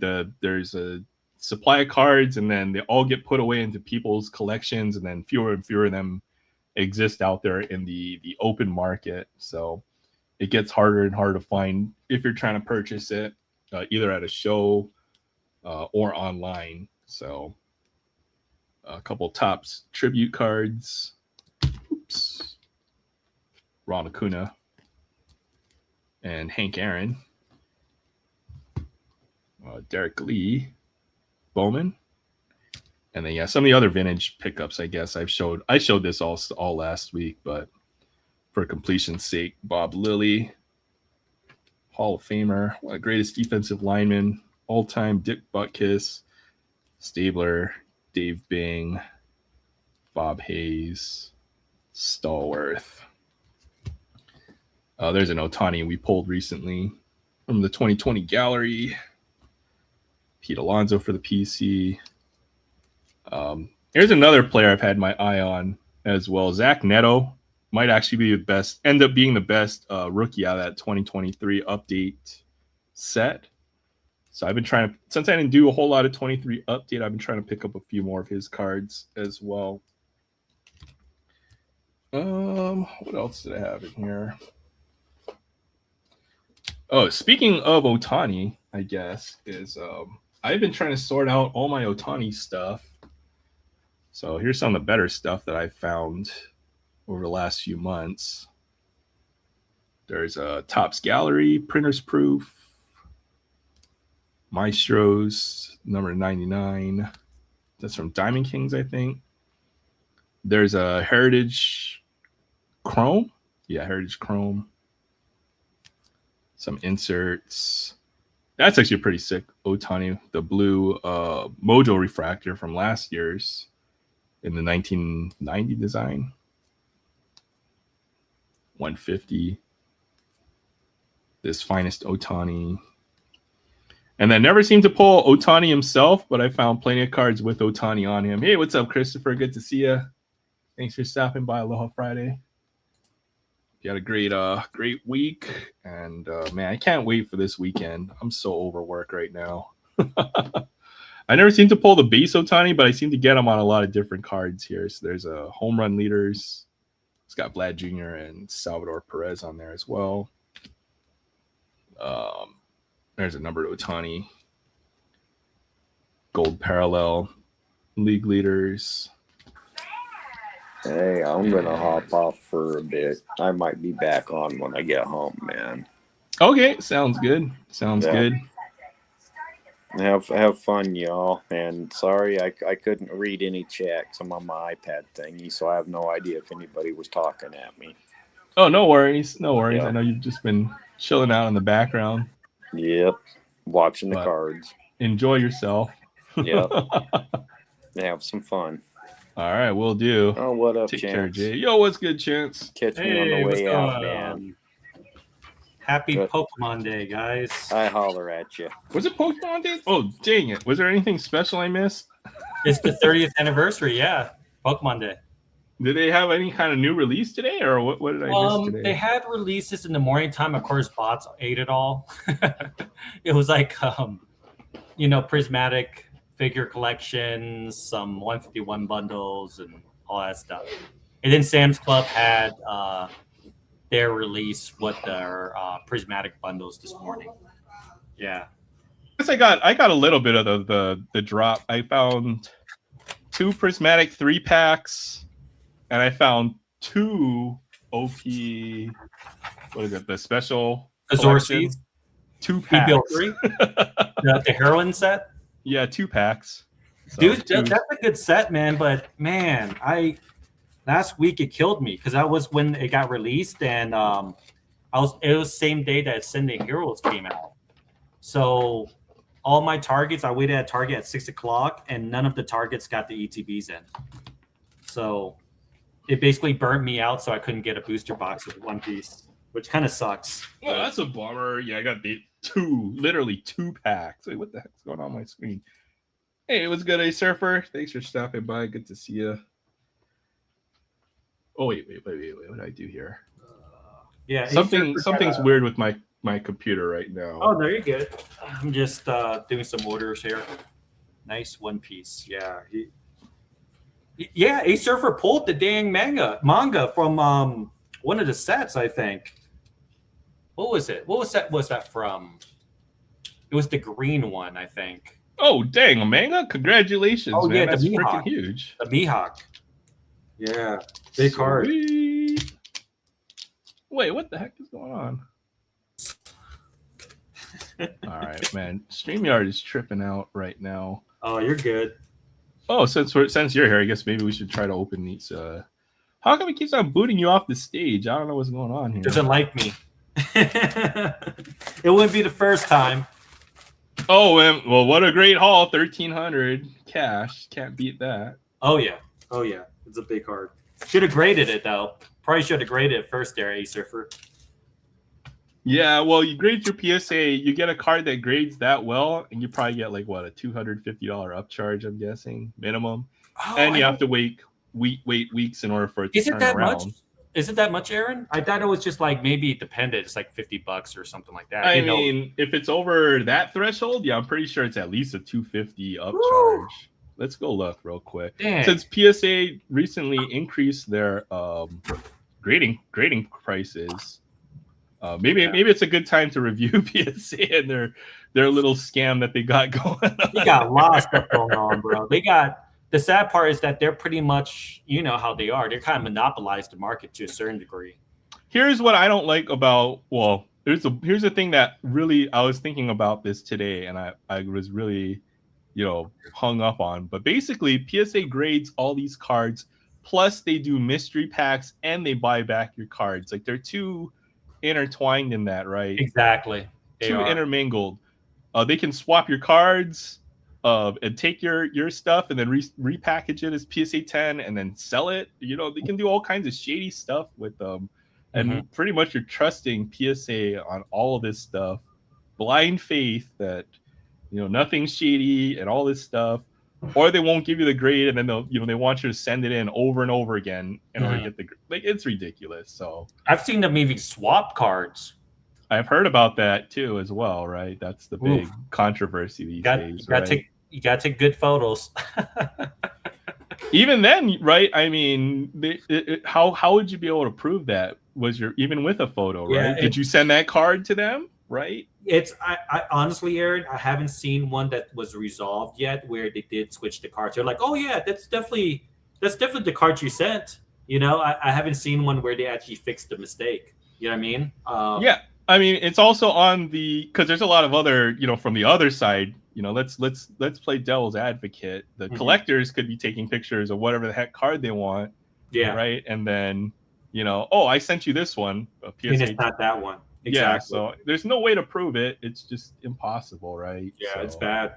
And then they have their footing inside BGS Beckett now. Like they have some type of control over Beckett. The same holding company owns all of those companies. So they own PSA, SGC, and now they also own Beckett. Right? Yeah. So it's monopolized in some ways. So now what, you gonna grade with CGC or what's oh the my deal? God, CGC had their issues where they were grading fake Pokemon cards that I've never even heard about. Fake Pokemon cards, and also even with their comic book grading, they've had issues in the past. Good gosh, it's terrible. What do you do? It's easy. You just buy nice raw cards with good eye appeal, and because you know what, if you grade them, you still might have a shot at PSA 10. Even if they can't tell the difference between a PSA 10 card and a PSA 9 or 8, then how can anybody else, right? Is the way I look at it. Right?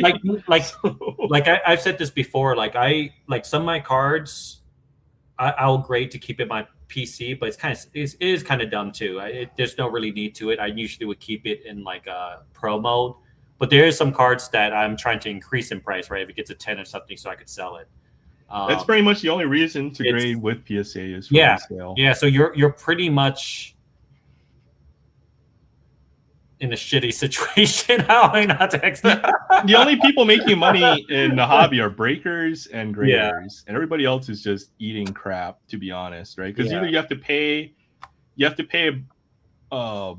I'm talking more specifically about the breakers that are pushing all the pretty much breaker exclusive products, right? Mm-hmm. They get exclusive access to all these products, and they sell them at a big profit or big markup on the breaks. And then the card grading companies, right? They're the other ones that are making all the money. Everybody else is, trying to deal with either eBay fees or market fees or at least 15%. Table setup fees to set up at a show. Oh, the shows are ridiculous now based on price. It's big time, right? Bro, I remember back then, like in 2020, it was like maybe $100 for 3 days or something like that, right? And now it's like almost close to like $300 for 3 days. I think a show in my local area wanted $500 for 2 days. Wow! And you got a 6x8 table or something ridiculous like it's ridiculous, right? Because it's like okay, should I just save that money and buy a card for $250, or you know what I mean? Like it's not even worth. It's Well, how do you make money off of your limited table space? That Yeah. much money to cover your table costs, yeah. right? So you're pretty much buying. Mhm. You know, when you're set up at a show, a big opportunity is also to buy stuff from folks. Yeah. So you're either you have to buy, and then you have to have the right inventory that's going to make money off of your table, right? So Yeah. it's hard. It's hard. Like Nobody's for making me, money. the way I about do it is because if I buy a table, it's gotta be cheap. Because to me, it's the cost of the table, and then am I willing to, upfront that cost, right? Labor as well, right? I yeah, mean, yeah. what is a day's labor? Is Yeah, $300 for sure. And if for I'm working, yourself. I'm not going to take the day off just so I could make some money when I could have just been working, right? And it's like, hey, if I bought like a 3-day thing, usually I sell to my tables, and that's why I only do it like once a year or twice a year if I vend. Like, and that's only knowing that I'm just trying to liquidate some stuff that I have a lot of, as far as like singles and stuff like that, and then I'll be done for the most part. But you see guys that go almost like continuously every single event or something like that, and Every event, yep. It's they crazy. have to, because they have the good tables have a loyal customer base and clientele, that always go to their table and buy stuff, right? So they built that relationship. Those guys will make money at a show, but the smaller vendors, you have to be present, at these shows often to see the same customers, to bring people over your table and stuff. It's a big effort to get that going if you're gonna do shows. No doubt. Realistically speaking, though, I usually do pretty damn good. I know you do, because you probably have the most fair prices. I don't swindle the prices. If somebody wants it for a certain amount, I'd rather just give it to them at a good cost. So it doesn't do me any good hoarding everything, and it's something that doesn't need to be part of my PC. I'd rather just give it, I'd rather sell it at a low cost just so I don't have it, right? And I just make my profit or whatever that is, and then go along my day. Usually when I set up, I'm done with the first 2 hours. And then Charlie would be like, dude, you're leaving? I'm like, bro, I want to enjoy the rest of my day, bro. I already made my quota. I'm good. Like, I'm not trying to squeeze every single cent, like. I've noticed when people price things, I've noticed people are doing it to the dollar now at certain tables. It's crazy. It's just like $137. I'm like, well, why not 135 or 140, right? Just round it. You just hit one of my pet peeves.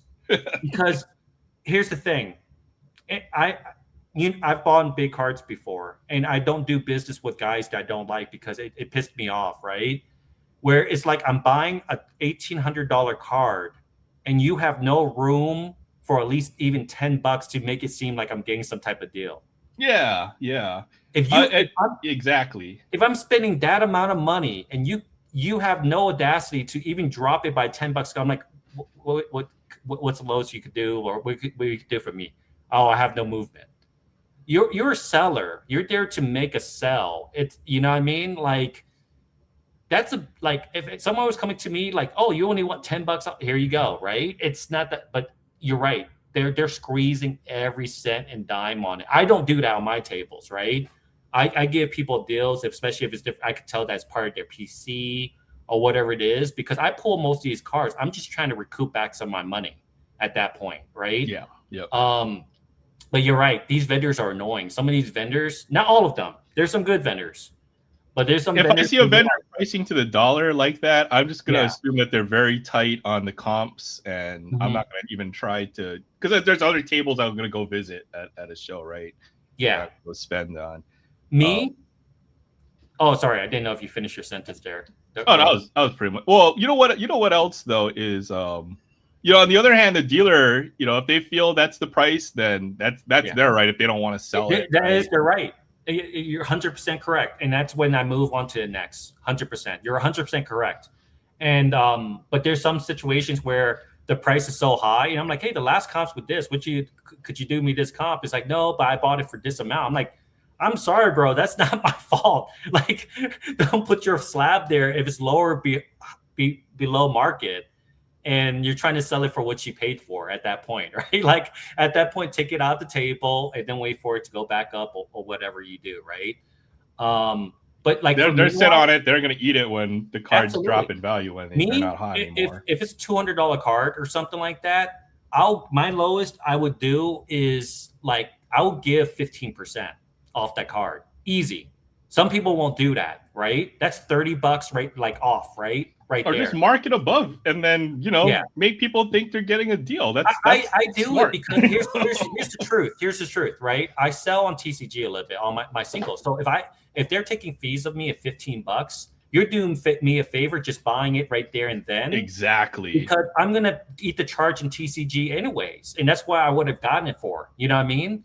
So I'll play with the numbers at 50. If it's more liquid type card, then I do like start at 5 or 10. But I usually give people really damn good deals. You know, cash in hand. You don't have to deal with returns, lost packages, the headaches, lost package, scams. Time is the biggest USPS. one. Time is the biggest one. Boom, right there. So it's just one of those things where I'm like, what are you guys doing? You guys are sellers. Like, why am I doing a better job than you guys at selling stuff? You know what I mean? Like, it's not that serious, like give people some type of deal. But if I'm buying almost a $2,000 card and you can't even mark it down by $10, I probably don't want to deal with you anyways. You know what I mean? I'd rather I'd rather take that money and spend it with someone else that will at least give me some type of leeway where I feel like I'm getting a deal. You know what I mean? Exactly. And unfortunately, a lot of these guys are sneakerheads, and that's how they kind of act. They want every single nickel and dime. You should do some bogus coin flip or something. Yeah. And I'll be honest with you too. If I see new product, like new sealed product in their vicinity, like how I have right here, but let's say it's completely new and you're selling it, because I don't mind people reselling. I get it, right? But there's a difference between flipping it then or like selling it 2 years from now. You know what I mean? So if I'm buying it from you and I know where you got your product and it's brand new product, I'm not going to buy from that table because it's really not helping me out looking for product. You know what I mean? They're your competitors because I know you do a lot of the hunting, right? So So it's just one of those things. I never do it. I never sell new product. I don't do it. I never do it. Most of the times I give people like today when I'm about to hit a machine, I get product. I just give it to people. I'm like, oh, you want this product? I'm like, trust me, I'm fine. Go ahead and buy the product. I'm good. If I want to rip some at home, I will. You know what I mean? I've given away packs, stuff when I'm in the vending machines and stuff, and I don't want it. I'm like, hey, go ahead and take it. I have enough product. I'm looking for particular things, and that's how I way about going it. And most of the times, man, like you do that, you get good karma. And like for instance, I bought a prismatic bundle. I told the guy that's next to me, like, hey, if something pops up, buy it. Right? It's all you. And sure enough, the Ascendant Heroes ETB pops up, right? And I've been looking for those, but I told him like, hey, look just go ahead and buy it.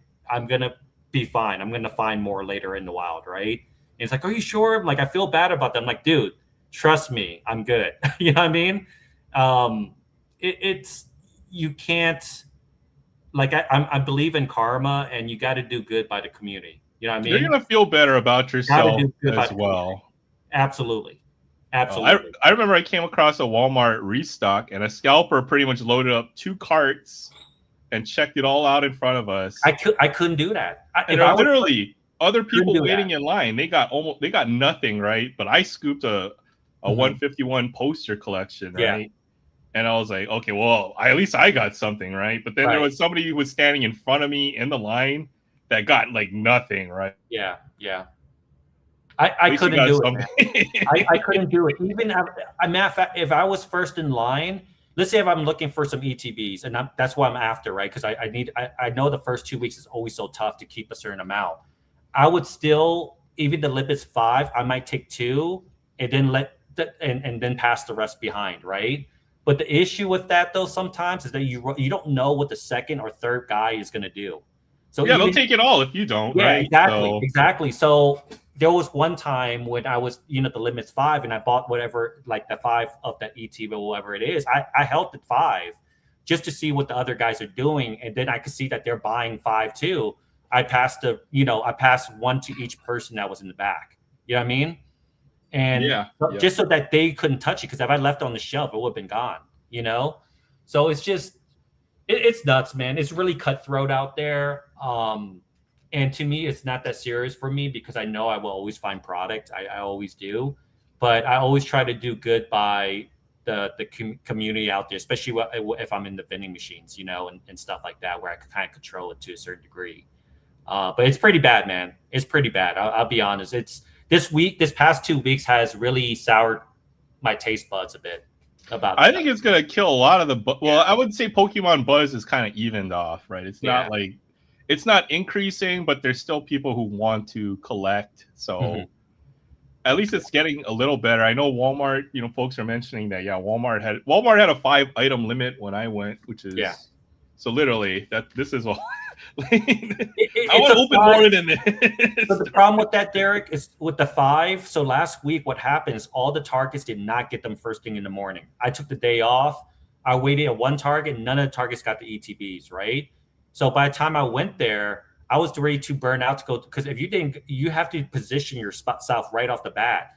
So right when I was at Target, I missed out on Walmart because the first person bought everything for the most part because there was only 6 ETBs. So you're like, what the heck? I had no ETBs last week. It was pretty bad. I've never missed out on an ETB of like a first set or anything before. And then one family, the grandmother was there, the dad was there, and their wife was there. I didn't see no kids, but they were the first in line and they wiped it all out. The very first spot, you know, and kind of sucks. It is what it is, man. But I do believe in karma because once I did that, and I talked to some people, I was telling them like a dad and a kid, you know, I was ripping some packs over there in the vending machine, and we were ripping some Phantasmal Flames. I was telling them, I pulled this, you know, like the IR seal. I gave it to the kid, right? Because I already have some IR seals. The kid doesn't have any, so I just gave him the IR, and I basically just said, you know, don't go to this one particular place. Like, oh, how about La Plaza? I'm like, dude, La Plaza is scalper paradise. Please do not go there, right? Like, that's one place you don't want to go. If you're going to do something, try to go to a different spot because they were buying Black Bolt, like a booster pack or like a bundle for like $60. I'm like, they gave it, oh, yeah, I bought a $60 bundle and, you know, it was so good. I'm like, man, you like, don't do that, you know? Yeah, you're getting ripped off. $10 a pack. Yeah. Swear to goodness, if I had the product with me, I would have just give it to me at cost, right? I have stuff there, like just give it to me at cost, right? But when you do that and enable that type of behavior, and these guys could profit off of new product, right? I can understand older product, right? But new product, it doesn't help your situation later on if you're trying to find product in the wild because they have hunters out there looking for product consistently, you know, that they'll pay. ETBs dropped this week at Target in my area, 60 per store. Awesome. Did you get any, DK? Hopefully that is awesome, man. There was a big restock. I hit some. I did hit some. So that was good karma for me letting go of that, you know, ETB. So, you know, I always believe in that. And most of the times I get good luck back. You know what I mean? It's just I do believe in it. The camping situation is out of hand in my local area. Like, there's too many unemployed people. Good God, I don't want to say that. You know, I don't want to be that guy, but the truth is that it is what it is, right? The truth is what it is. And I'll be honest with you. Some of these people, like the people who are in the front, I don't know how they know. I know they have no business in Pokemon at all. Let me just say that. You could kind of tell that they don't collect Pokemon or even know what Pokemon is. People are camping like one whole day in advance for like the regular drops here. It's ridiculous. Like that's just like for normal stuff, right? It's crazy, like, man. You're saving $10 or $15. You could have just spent those 8 hours or whatever however long, and literally bought. Like, it's ridiculous. Online just paid slightly. Yeah, it's nuts, man. It's not even worth it. It's very disheartening, man, because, you know, I collect, I invest a little bit, but like it broke away. This whole hype has killed me because I'm spending more trying to pull my card because I only could buy. Back then, I used to be able to buy 10 and as many as you want, right? Yeah. I ripped until I pulled the card I want. I'm like, okay, I'm good, I'm done. And that's not happening. I can't buy in the quantity I want, right? So it's just not worth it right now to Yeah. collect. It's just for convenience sake and for your wallet, just go buy the single card because it's infinitely cheaper in the long run. You're missing out on the thrill of opening a pack of cards, though. I'm a Degen, bro. I need to have that excitement of pulling my own, unfortunately. And I know. it bites me in the butt. But yeah, happy Pokemon Day. It is Pokemon Day. It's 30th. They talked about the new 10th generation Pokemons. They introduced some. I actually like it. I actually might start playing the game next year. The game comes out next year. They didn't really talk about any new releases of Pokemon cards, but we definitely know that we're going to get a 30th anniversary. And it might be better than the 20th anniversary. So Pokemon games just haven't been good lately. Like Scarlet Violet, honestly, was not a good Pokemon game. No, you wouldn't compared to previous generations. And then they also have Pokemon ZA, which is just absolute shovelware. So the Pokemon games themselves have not been very good recently, in my opinion. I'm hoping this next one is going to be decent, but yeah. But we don't know for sure. Pokemon, the game itself, is like 15 years behind in terms of gameplay, unfortunately. Oh, DK, you picked a couple. Good. Well, you can try to open these either One Piece. Yeah, go ahead. I'm gonna just sort my cards here a bit, and while you do that, and good luck. We'll do this. I think I got one of those, or a few. I got two of these today, so I'll open one. Try to stash some Pokemon away. I think I have like 8 of those. Yeah, we'll do one of these. How about that, dude? Pull that God pack, man. I hope. I have not opened. Well, literally, I've opened maybe 10 packs of Prismatic Evolution so far. Oh dear gosh, I opened so much you don't even know. Oh, you do now. Never mind. You do. Yeah, I mean it's rare for me to come across Pokemon, so it's when I get it, I will. Still need to send your product there. I still have your cards. Oh, that's right. I gotta get your address as well. Oh yeah, you moved too, didn't you? So yeah, we need addresses. Yeah. I'll do that. I'll do that tonight. Okay, we'll do. Let me know if there's anything else you're trying to get to. I could send something over. Yeah. Well, we can trade. I figure. Okay. So right. if you see anything that you catches your eye from my collection, even sports stuff that you just want to catch up on, then let me know. All right. Well, let's see it. Good luck. Let's go. Come on, Mr. Hot Hands. Let's go. Lately for sports, I think I've actually pulled like above break even, at least the last few products. Oh yeah. So it's been decent for sports. That's good. Lately. I know baseball. You've been killing it. Baseball, and then hockey. I've done pretty well, and yeah, I've done pretty well recently. But the hot streak is bound to end eventually. So we're enjoying it while we have it. There's a Glaceon. I think that was a promo, wasn't it? Mm-hmm. Yeah, it was a promo. Lacey and with Sylveon. You're ripping it wrong. You're spoiling for me. I don't want to see it. You got to do that peekaboo, like slightly pull it. Okay. Yeah, you got to hide it, dude. Otherwise, you ruin the mojo. All right, whatever. Superstitious, man. All right, here we go. I'll do it the hits got to sneak up on you. I love Slowpoke. Yeah. Dude, I love Slowpoke too. I'm a fan of the 151 cards. That's why I usually collect. Cottony, Litleo, Crispid, Bronzong. Come on. One time. Radar. One time. Oh, Berry. Prismatic's so tough. Darn it. Money. Oh, you got my hollow Fluttermane. Bro, what's up with that? I didn't even see a ball. I know, right? Where's my Pokeball thingy? Didn't even get a Pokeball, man. Come on now. Come on. I mean, I don't have good. Well, okay. I won't say I don't have good luck in Pokemon because I just don't know when I have good luck, right? I'll show you. I'll show you what my cousin found in my freaking box the other week. Oh no! I gotta see that. Dreepy. Oh, Miltank. Let's go. Damn, look at those others. I love Miltank. Miltank uses, was it rest or whatever? Oh my god, Miltank. Don't they drink the milk? Oh, there's your Pokeball. There's our Pokeball. Archaludon. Gosh damn it, Prismatic is tough, dude. 3 rares. That was brutal. All right. So my cousin was looking through my boxes, right? Yeah. They, you know, I'm going to. I'm going to a card show. I'll probably go with them this weekend.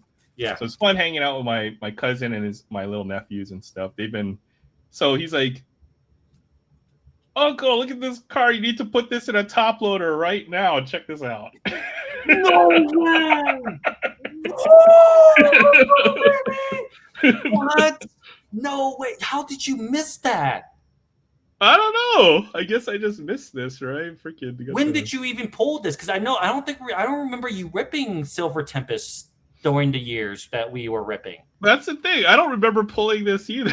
So do you know how big, dude? That didn't mean to belong in a top load. It belongs in a pro mode. Guys, pro mode is the best case you can get. This is not advertisement, but pro mode is the best case you could technically get because you just need a regular size sleeve and it goes straight into the case. Top loaders, because I don't like magnetic holders, can possibly crimp the corners of your cards if you're not careful. But this one, remember, promo doesn't do that though. Promo, that's true. That's true. The promo, it uses direct. That's why I like it. It uses the regular size sleeves to fit it in. All right, maybe I'll send you a promo, then you'll like it for that card. I'll give you a promo. Matter of fact, when I send it. Okay. I got you. Well, here's the thing, right? So, you know, Sam has been on the channel a lot lately, and he found these top loaders. They're like 30 for like 30 bucks, $15 for 30 of these. Yeah. So at 50 cents or whatever these are, like we can't beat that price for these. Oh no, you can't. 100%. Magnetics. So I've been going with those lately, and I don't even use enough of those to really justify me buying a whole. A Lugia? Yeah. I was just sitting in a penny sleeve. Dude, congrats though. That's probably one of your bigger Pokemon cards, I think, right? I think so. I mean, what else do I have? A Charizard. So that is I have a couple huge. shiny or $350 card or something, or it's definitely one of the bigger pulls. That's not an easy pull. One of the more beautiful cards too, in my opinion. This set is so lewd, I swear. It's okay. It's a waifu set. The waifu set. Oh my goodness. I love is that a dog? Is that a dog? Yeah, I am very upset that I did not get a booster box. I'll be honest with you. I'm disheartened a little bit on that. It is okay. I might have to spend the $300 and just buy one. I don't know. We'll see. It's not that bad, I suppose. But you know how it is. They're sequenced, so you have to buy it from an LCS. I don't trust anybody else besides an LCS. Oh, from a sealed case? Yeah, cases are definitely sequenced. So, you know, if you don't buy it from a fresh case from like someone else, it could be dead boxes. This set is so lewd, I swear. That's why I love it. Hey, I'm a guy. I'm sorry. I'm gonna embrace my culture of collecting. SR Nico Robin. Yeah, this set. Nico Robin's my favorite. That's a cool card. That's a cool card. I like that one. Nico Robin's my waifu of that set set in general, or the anime. Is there a link to the promo? It's on eBay, or not eBay. It's on Amazon. We found these top loaders. They're like, which one? Which link are you looking for, Dila? I'm just curious. Promo. I want to check it out. I will rip something here too, but I just got to organize all these cards I've ripped throughout the week. All right, we can't help ourselves. We'll just rip this last one. Vending machines, you know. So it's for Ace Surfer and his manga pull. Ace Surfer has some hot hands, man. I don't know if he rips so much to the point he pulls that much, or he just has hot hands. Because he's been pulling good lately from WNBA. From what I saw. Gracious, man! I don't have hands like that. I wish I did. Supplies, can get quite pricey. Usually a top loader costs at least $2. Adam, what's up? What's going on, Adam? Hey, what's good, Adam? If you buy one of these magnetic holders at a LCS, usually they run about $2 to $3 each. $2 was an old price, but I've seen $3, $4 for certain ones. So getting 30 of these, I think it was a box of 25 on Amazon for like $15 or something like that. Oh yeah, that's a good price. That's pretty solid. Pretty solid. All right. One time, Aaron. One time on One time. Come on. This set is so so ridiculous. I love this set. I love this set. I like this set too. I mean, for obvious reasons, but Nikita. Just that the bonding one freaks me out a little bit. That's the one that's like, why? Why is that in the waifu set? Oh, Nami. Oh, another Nico Robin. Ota. Oh, Miss Doublefinger. She is such a stupid character in that anime. They're all stupid characters in this anime. Rebecca is pretty cool. I like collecting Rebeccas. Not bad. Not bad. That was fun. At least we had our little chance right there to get a couple packs of One Piece in. I rep something here. Give me a moment. I just gotta clean this up. I got no problem. Here, I'll show you something else I picked up off. Got a rip for Pokemon Day. Happy Pokemon Day, people. That's right. Happy Maybe we'll do the other 3-pack later on, since it is Pokemon Day. But check this out. I bought this off of eBay. Holy moly. Lugia, Silver Tempest. That is nuts. I know, right? And I thought I was like, man, I never pull a chase card. And he said, that's like my favorite. I'll be honest with you. From that era, that's one of my favorites. It's just so beautiful. It's such a beautiful. The camera doesn't do it justice on that card. It does it because it's so zoomed in. It takes a little for you to appreciate the artwork on it. Card. The only next one that I like from Sword and Shield would probably be, of course, the Moonbrand's one, but I mean, probably the Giratina, which I have, the Lost Origins one. So gorgeous. Oh, yeah. Yep, Giratina. Those two cards are like one of my favorites, never going out of my collection ever. Just have this stupid Palkia. I don't know if you... Okay, so this is something I'd be embarrassed to show, but I'm going to show it anyway. I'll wait until you come back so you can see it. All right. Let's see. All right, so I've been watching this anime. It's called Yuri Yuri. Ever heard of this anime before? Is it the horse one? No. This is like about a bunch of teenage anime girls. This is a funny anime though. I've been enjoying this one, so I picked up the official fan book for it. Is it like Love Hina? No, yeah, it kind of is. Love Hina?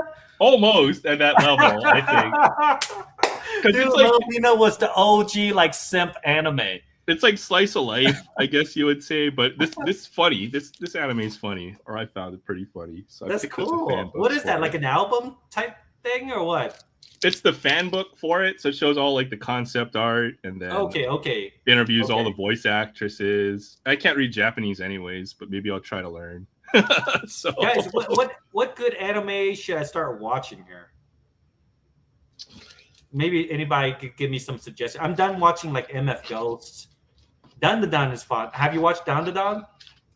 No, it's on my list. I'll get around. It's good. It's wacky as hell, but it is enjoyable. Very enjoyable. If you guys haven't I watch the most dumbest animes ever. But that's what's so. It's like Fooly Cooley. Like Dandadan is so ridiculous. It doesn't even make sense. The logic of the anime. I'm almost done with Food Wars, so I want to watch that. I want to watch that. I don't know if it's on Crunchyroll. Is it on Crunchyroll? It might be, but if not, I know of a few websites that usually watch a lot of anime. I heard it's effing amazing. It's good. I liked it. I mean, it's so Japanese, right? But it's so Japanese. I love it. I love that. You know, they're like because it's basically a show about cooking, right? So then they might cook something. I'm like, I've never heard of that food before, so I should go look up the real recipe and stuff. Yeah. Afterwards. No, but it's so. From what my friend told me, they exaggerate the tasting. Like they're getting into like. It goes kind of deep. It gets kind of lewd. I will say. That say in your thing, but they're coming off to like the food when they're eating it. Exactly. That's exactly what I meant. I'm like, okay. In that sense, but it sounds so hilarious. The food is so good that their clothes are just all flying off, right? It's like that. Yeah. It's so ridiculous, dude. It makes no sense. Is there any whitening on this card? No, there's no whitening, but it doesn't even matter, man. I'm just happy to have it. That's like one of my most beautiful. Like I love that card. Yeah, you don't know. Like I ripped so much to pull the card that I pulled, and I was freaking out when I pulled it. Well, I did open like 2 booster boxes of Silver Tempest. So Oh I man, did. I can't believe you did that, Aaron. Like that's I just don't remember pulling that card, only, and then my bro, 8-year-old nephew finds it in my dollar box, and it's like, Uncle, you need to put this in a you top put it in loader. your dollar box? Like selling dollar box? No. Like in my I have a box of just penny sleeved cards, right? So Oh my it's not like I'm gosh. throwing them around my room or using them to put up, like, to stand up a leg on my shaky table. But it was in like Good a penny sleeve, and they're looking through all my penny sleeve cards. They're like, Uncle, you need to put this in a top loader. And I'm like, That's blasphemy. is that what? This is almost as bad as Barrett not sleeving up any of his cards. So I had to. I got a scolding from my nephew. So well, it's deserved though. It's yeah, it is deserved because most people will be upset about that. Yeah, that's pretty bad. I can't believe that because there's one that's actually from Sword and Shield. It's probably one of the best for sure. No, it's Scarlet and Violet. I'm sorry, it's Scarlet Violet, right? No, it's Sword and Shield. Tennis, right? Sword and Shield. Yeah. So it's one of the best cards, like to me, that they ever made. No, I also made it free. I didn't find that. Yeah, I mean, the one that you need to get to, if you can find a good one, which the price is kind of low right now, is the Ethan's Ho-Ho. It really has the same semblance of like the bird flying, and there's a trainer or somebody underneath it. The Ethan's Ho-Ho from Destined Rivals. Yeah, that is a card I've had my eye on. Is beautiful card. It is very similar to the proportions of the Lugia artwork, and I love it. Good card, beautiful card. I traded my. You had to go there. Hey, Barrett, I'm sorry, bro. No one forgets. Barrett's got a lot better about that. Last time we went through an entire box, and pretty much every card in that box has at least had a penny sleeve on it. What were we saying? He's raw dogging those rookie cards. Oh yeah. It's like, we're just seeing all like this low numbered stuff, and it's like, man, it'd be nice if there were penny sleeves on these cards. But to Barrett's credit, we can't give him too much crap about that because there's like rubbing to card action, man. Like, dude, it was so bad. It was so bad. He did take care of it, though. I will say he got most of those cards. Barrett, was it you that puts a card or a rookie card with no sleeves in the top loader? I wasn't sure it was you, but I think it was. I think it's pretty common. Like if you use the the card savers. Typically, if you throw a vintage card into a card saver, a lot of times people won't use a sleeve or an extra sleeve. Yeah, when they put the card in it, so it's fine.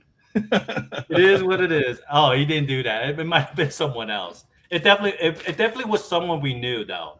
In our it was just like slamming a unsleeved card into a top they loader. Put it straight into a top loader with no sleeves. Oh boy. Oh my gosh. Oh, Barrett. Well, I mean, it's just you know what? When I collected Pokemon as a kid, I didn't even have sleeves for my cards. We just even when we were playing with them, we were building decks with them, and true. We didn't have our card sleeves. I think I held Barrett to a very high esteem until I saw that. It was in the shoe case, or a shoe box or something. It's not just a Barrett problem; it's a us problem, I think. So. Yeah. It's all good. It made my day though when I saw that. It was funny. Okay, so let's see. What did I want to rip? I definitely want to rip Searching Sparks because I still haven't pulled the Illustration Pikachu. So we'll rip that. Definitely rip that. Let me go ahead and switch the screen. Here we go. Switch it. I did trade for the Misty side up. Did you? Yeah. Dude, I only pulled one, man. I really did. That thing was tough. The card is a lot pricier than I thought. It's like a $60 card for an IR. That's pretty high. Oh yeah.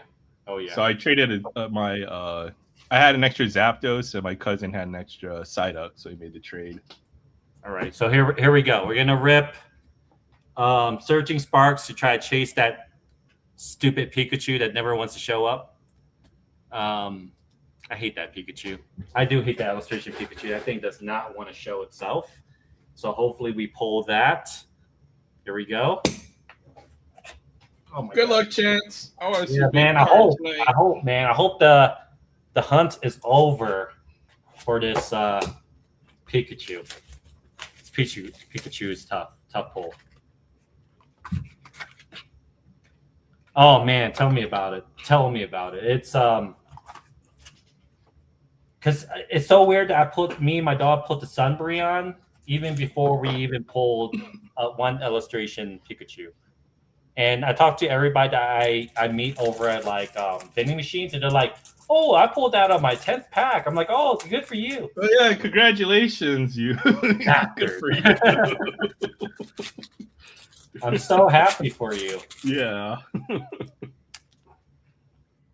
Terrible. I think I've ripped this the most out of any set so far. Okay, Applin, Dorolodon, Meowstic, Pashoberry, Velvillain. We got Azurmel. Actually, that's pretty cool artwork there. I never noticed that. Who's that? Yeah, Azumarill and Meryl. That's pretty dope too. We got Tupu Koku, energy card, boom. All right. I only pulled one EX out of Searching Sparks ETB. Absolutely brutal. Yeah, that sounds about right. Hey, you be happy, Derek, for that EX, okay? You be grateful. It's been a long time since I've had good Pokemon luck. So Pokemon Center is like, you're gonna like that EX, and you better enjoy that EX. You're lucky you even got that EX out of the box. It's like, okay, Mankey, Meryl. Meryl is on my second tier of PC Pokemon. Spiel,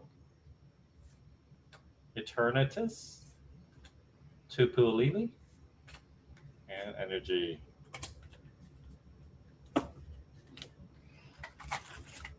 Yeah, I hate Searching Sparks. I hate this set. I hate it, and I still rip it because I'm trying to pull that Pikachu. One of these days. I keep pulling rainbow borders, and it's always the Tsurugi or Flygon. Latios, Surfer. Shouts to A Surfer, Vittle, Ocorio. What time? Damn. Dude, did I pull anything yet? Dude, see, you better be lucky for that EX. What EX? Yeah. Dude, you see this? You see what's happening, Derek? I got the Derek's curse fairly here. I need to pull at least an EX. Oh, here we go. We pulled the EX here somewhere. There we go. Oh, Slay King. Out of all of them. Yeah, this is a brutal set, man. Oh my gosh, this is bad. Matter of fact, I think even Rex pulled that illustration IR. He did. From a short, I remember watching it. I didn't pull. I think the Executor is the last Okay. SR I pulled. Please don't let it be a full art. Let it be something here. Phoebus. Mouse. Teneminus. Yeah. Terra Orb. Fluttermane. Drayton. Pretty cool Snorlax. Oh, I like that. That's awesome. Yeah. Oh, come on, man. Come on. Freaking Cyrano. What the heck? Hey, I better count my blessings. You didn't even get it. Well, you still got another pack. You still got Oh got some ammo. Gosh, it's done. Once you pull that full art, you know it's game over. It's one of those things. Oh, it's done. It's game over, guys. Right. Oh my gosh. What a painful set. I never enjoy. I know I'm never going to get anything on that, but I still end up ripping it every single time. Okay, this one should be a lot more fun, though. This one should be a lot more fun. Let's go ahead and try to chase our third Charizard. You pulled 2 already? That's pretty good. My daughter pulled the first one. I pulled the second. And then I've been pulling everything else besides. I pulled at least 15 SRs. It's just not the Charizard. No, I pulled like 6 Rotoms, and funny enough, I did not pull. We might keep that for last. Charizard. I haven't pulled the Go card from any of the mega sets, which is crazy.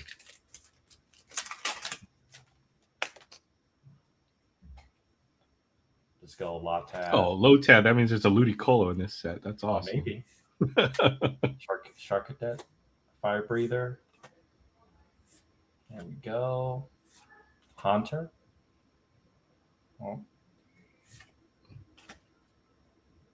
Oh, and Empoleon too. Oh, nothing. Not bad. I mean, at least an EX in there. I could go for another Rotom. No comment on that one. Which one, the electric one or the? I think it's the electric one. I think it's the electric one. I pulled 6 of them. Good. They're Wigglytuff.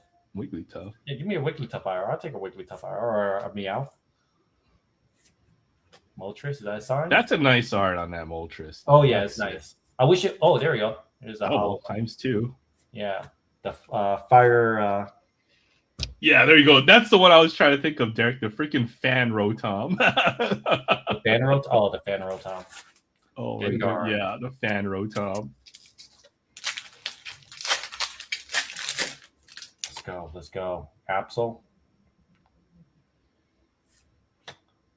Swinub. Snubble. Apom. Ice Cream. Granbull. Tauros. Ghastly. Whomper! Hey, not bad. I actually like this one because you see you can see the Pokemon Center right there in the back. I know, they look like gas stations now instead of like a mini mart. Yeah, it's pretty cool. I do like that Whomper. Hey, I take that as a win. That is a win. I like that Whomper card and Vileplume. That's good. That's all I have in this. That's actually a good box. Oh wait, we still have like 3 more packs. What the heck? That's right. This will be the one to make up for that last one. That was what the heck? Did we rip more than 6? I feel like that was more than that. Shark Cadet, Yamper, Snowball, Mokro, Bronzong, Tauros, Boltoad, Battle Cage, Palmot, Energy. Oh my gosh. 2 more packs. And then something solid here. We got Ghastly. Nope. I hate this card. I keep putting the IR of it. It's not a beautiful looking card. They really did not go well on that one. There aren't too many popular grass Pokemon, I will say. It is. It's just that the artwork was very bad. Crocodile, Bronzong. Oh yeah! Hey, let's go. There you go. I pulled the full art chart. Dude, believe it or not, this full art Charizard is hard to pull. I've only put 3. Probably still a pretty big card, you know. That's a beautiful nice full art Charizard. One of the better full art Charizards. I'll try to pick up that card this weekend if I get a chance. It's nice. It's beautiful. We'll probably have to leave that before I. One of the better full arts, I would say, for sure. And the last pack. Let's go. This one feels thick for some reason. There's no God packs in this, I don't think. Swinoob. Ursery. Lombre. Fire Breather. Mimikyu. Toxtricity. And that is it. That wasn't too shabby right there. That was pretty good. That second one ended up definitely for sure. That Should we Tesla rip? Flame's a pretty solid. Sorry, what? Oh no, go. Should we rip a prismatic? It's up to you. I won't put any peer Let's see. pressure. Oh wow, you got the Venusaur box. Yeah. That has a lot of good packs in it, doesn't it? I think so. I picked up one of these since I didn't want to just go home with just the single sleeve booster pop. Oh. Maybe I don't know. They had 3 of these. Maybe I didn't want to spend that much on Pokemon this morning. I guess was the thing. So All right, so this is gonna be the last hurrah before I need to go eat and do stuff here. So we will end it on a box I haven't opened yet. Good gosh, I have way too much cards, guys. Like everywhere, it's just falling.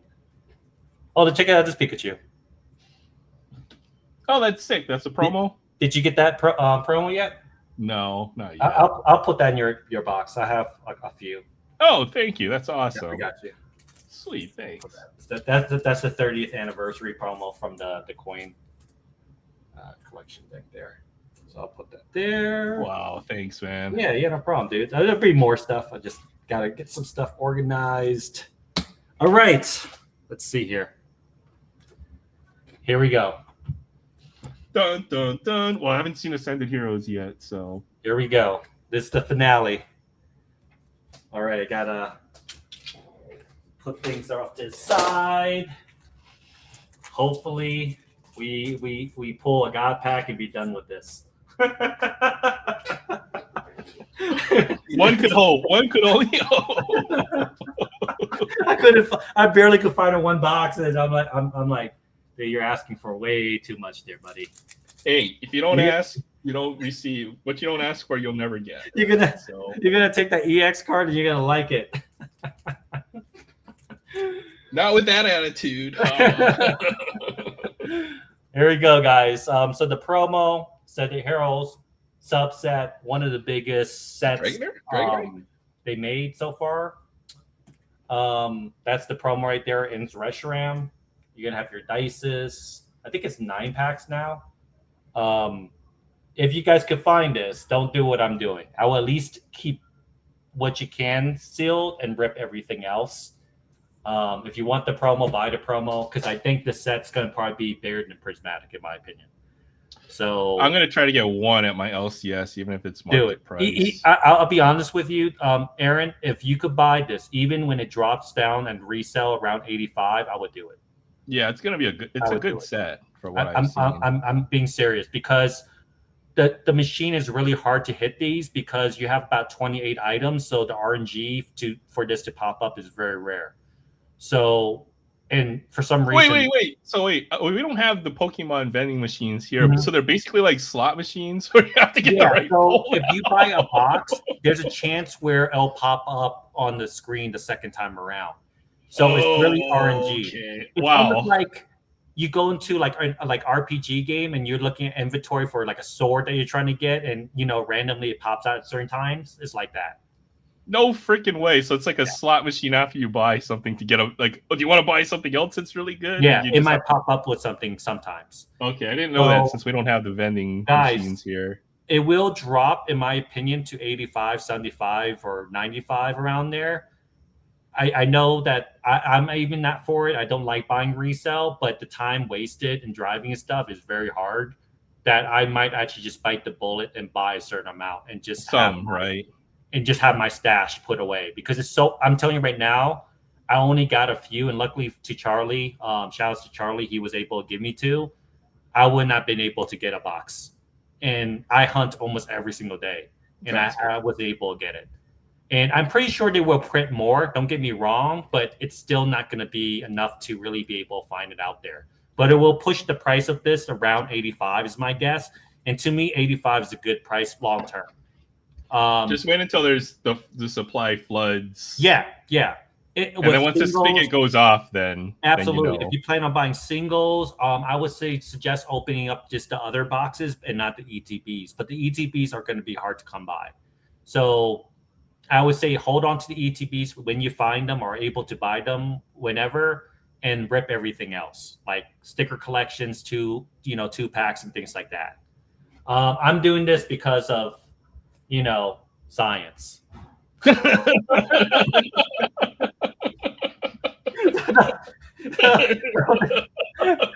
what I'm doing. Yeah, Okay. Ascendant Heroes is technically a holiday set, right? No, it's a subset. So they're not gonna have booster boxes or single packs. It's only gonna be boxes and sticker collections and ETBs at the best. I really do think in a year from now, this is gonna be floating around 150 to 175, if not higher. It's gonna be a very pricey set if they. It's such a good set. Yeah. It's such a good set, and I would even dare say the set's better than Prismatic because it actually has IRs and it's fun to rip. And Prismatic is such a trash set. Yeah, with yeah, the pull it is. rates, Technically, it's horrible. the truth, it is a trash set. And you have God packs in this too. Gengar, Dragonite, you name it. Charizard, go Charizard's in here. Go Dragonite's in here. Pikachu. It has a little bit of everything that every fan favorite people want. So I'm just put it out there. I've always been right on my suggestions on investments on stuff. So just take We'll it as sue you if you're wrong, Chance. But Take no, it just as- kidding. This is not an investment channel. This is not an investment channel, but Chance has been pretty correct lately. I'm just saying. I've been pretty damn good with celebrations at 151 when I said to buy it. He's got a good finger. He's got a good pulse on the Pokemon market. I'll put it that I always way. tell people I don't like these investment channels because my channel is not even an investment channel too. I just know that to be a good investment person, you kind of have to know and feel the product. And if you don't rip it, you're not going to know. And that's just how I feel about it. You know what I mean? Yeah. And this seems to me like a good product. So, sorry, Dragonite. Oh, no. Right in the kisser. Here we go. Put the knife on the side. No, I'm just kidding. Good luck, Chance. Let's see the first ETB magic. And the promo at least, right? That's the thing about the ETB. We got the promo at least. Let me see what this... They always have like some type of... Ooh, look at that. Ooh, cover my wall. We got Mewtwo in here too. You got Lucario. Yeah, there you go. All right, let's do it. We're going to take this around. Our packs come in that now. What the heck is... Oh, man, the packaging in Pokemon is so ridiculous every time nowadays, man. Like, here's your sleeves. There's literally dumpsters of all the plastic after people are done opening Pokemon cards. It's ridiculous. Yep, it is. It's pretty damn bad. Your coin, I like the coin because it's Dragonite. If anybody doesn't know, Dragonite's one of my more favorite Pokemon. Is the Pseudo Alpha at the time. That's actually a pretty cool coin, actually. And here is your In Zakarum promo card, which is a really good promo card. That's actually a really nice promo. Yep. Okay, so we're going to put that on the side. Get the packs here out of the way. I'm going to go ahead and move this right there. Put the coin in here too, guys. And there we go. Toss that. We will look at the... Let's go ahead and look at what you can pull. I always like the player guides to it, just to have one. It's gorgeous, isn't it? So you can always think of all the cards that you would hope to pull. Yeah, like I could have pulled it if I did it. You have the Mega Attacks guys that are in there now too, which is amazing. Very cool cards. There you have the reverses and they have different energies. You see that? So it's two different reverses for each card, which is kind of tough to master. Oh my goodness! I don't know about how I feel about that. Right? About how many parallels? I think that's a little bit overkill. Yeah. Yeah. Mm-hmm. It loses. When you have this many parallels, the same way with sports these days, it loses its specialness. Yeah. When you pull them. There we go. Like everything is a parallel. I think it's a really big set. I think they combined a few things here too. Let me just go to the big IRs and SRs. I'm pretty sure that's what people want to see. There you go. I like that Tangela. I really yep, want that that card. caught my eye first. I really do want that card. Let's see here. That one's kind of funny. I do like that. I like trainer cards with Pokemon. Me too. It's really cool. So original trainer galleries. That Psyduck, that's what we're after right there. Oh, there's a Psyduck in here. Oh, floating jumping Psyduck. Absolutely. That's why I'm telling you, this is a really good set. Marrow is really cool. Oh, there's a Slurpuff too. Oh my goodness. Slurpuff. Yep. That's a really cool Banette card. Oh, Togekiss. I like Togekiss. I will take that too. The Slurpuff. Oh my goodness, there's a Slurpuff in this set. Yep. I've been telling you, this is a really good set. Look at that. Team Rocket's Mimikyu. I really want that too. I like the Duck Trio. I know a lot of people don't like it, but I do. I think that's really cool. Will. Yeah. That's cool. I like that one. So I like that one. Just the artwork. Wow. It's so cool. Is that Mian Fu above there? Yep. The Kung Fu Panda thingy. Oh, Fan Rotom. Here's the Mega Attacks. Sorry if I'm going this a little bit quick. I haven't ate yet, so I'm trying to.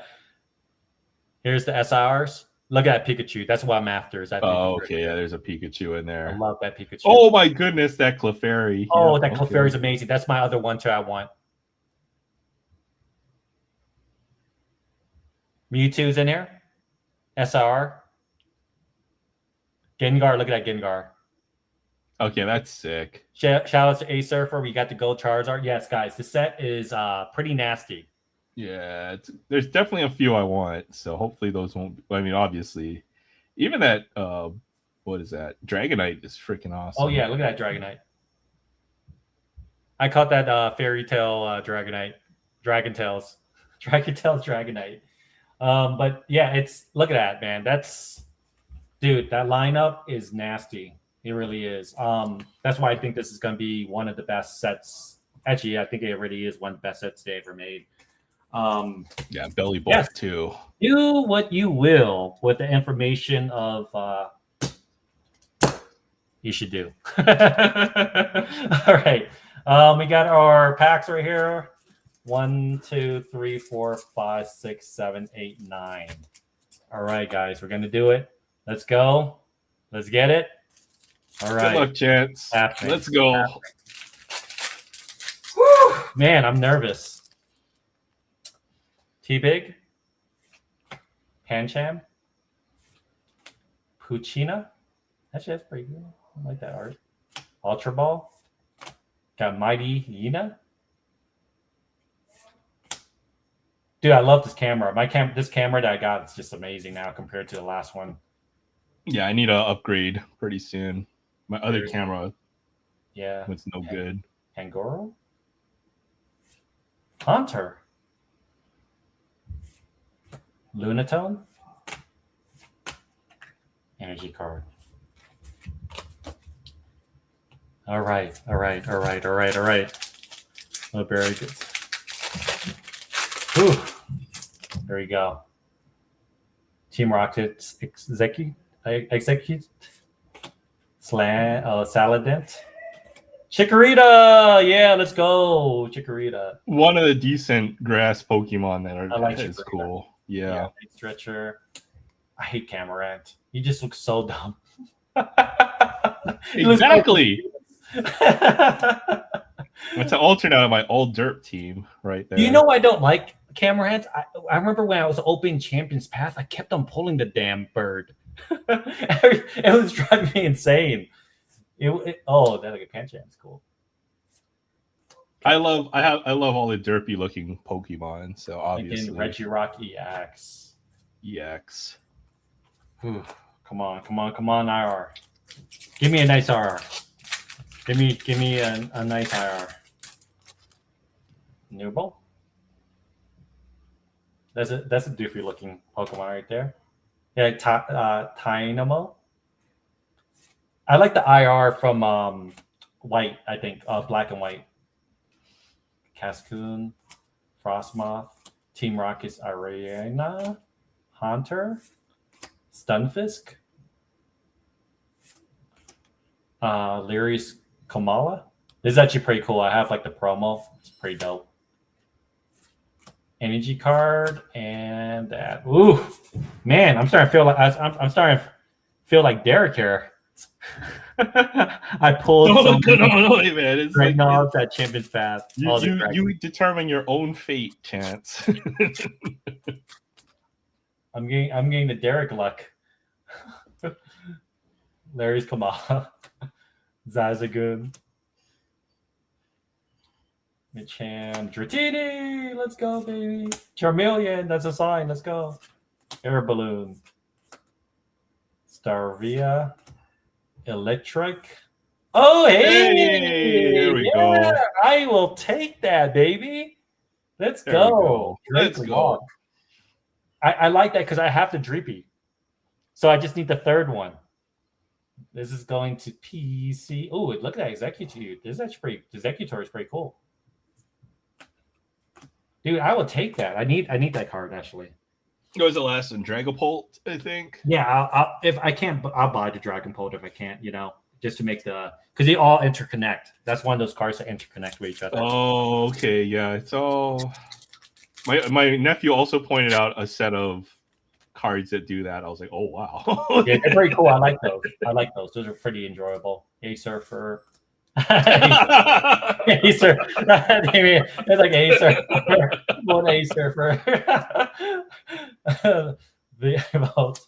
First of Vitality. Mimikyu. Oh, hey! Oh, FIR! Let's go! Let's go. What? Dude, that sneaked out of nowhere. Mega Electros EX. Let's go. Let's go. Wow. Okay, well, there you go. Not the one I technically wanted, but hey. It's a SIR, right? Yeah. SIR is SIR. Split Bomb. Bam. Dude, that's vicious. Who's the artist in this? Wow. Oh shoot, my sleeves. Oh no, it's everywhere now. Look at that. He just all the sleeves just exploded after he pulled. That was sick, dude. Freaking awesome. No. They're all tainted with dirt now. I like DK, your new pick. What happened? He's got a new profile pic. Even if it's LeBron, that's a good picture. I see. I like it, DK. Let me get my sleeves in there. Good gosh, those cards just blew up everywhere. That's crazy. What is going on? Okay, let's keep going here. Gotta stay focused. We still got a few more packs. There's a chance we might pull another maybe. Maybe. Hey, you know what? All those boxes that don't have SIRs, there's got to be some with them in them, right? There's got to be some with two in them. Exactly. So. Snorunt. Meow. Let's go. Badoo. Counter game. Clefable. Team Rocket's Great Ball. Yina. Oh, Murrow. Hey. It's cool artwork right there. Monkey Door. I think Derek is the one who was skipping on the penny sleeves. Oh, was it? No, it's not. But he says save a penny, put it directly into the top loader. Oh my goodness. Now we know where it's coming from.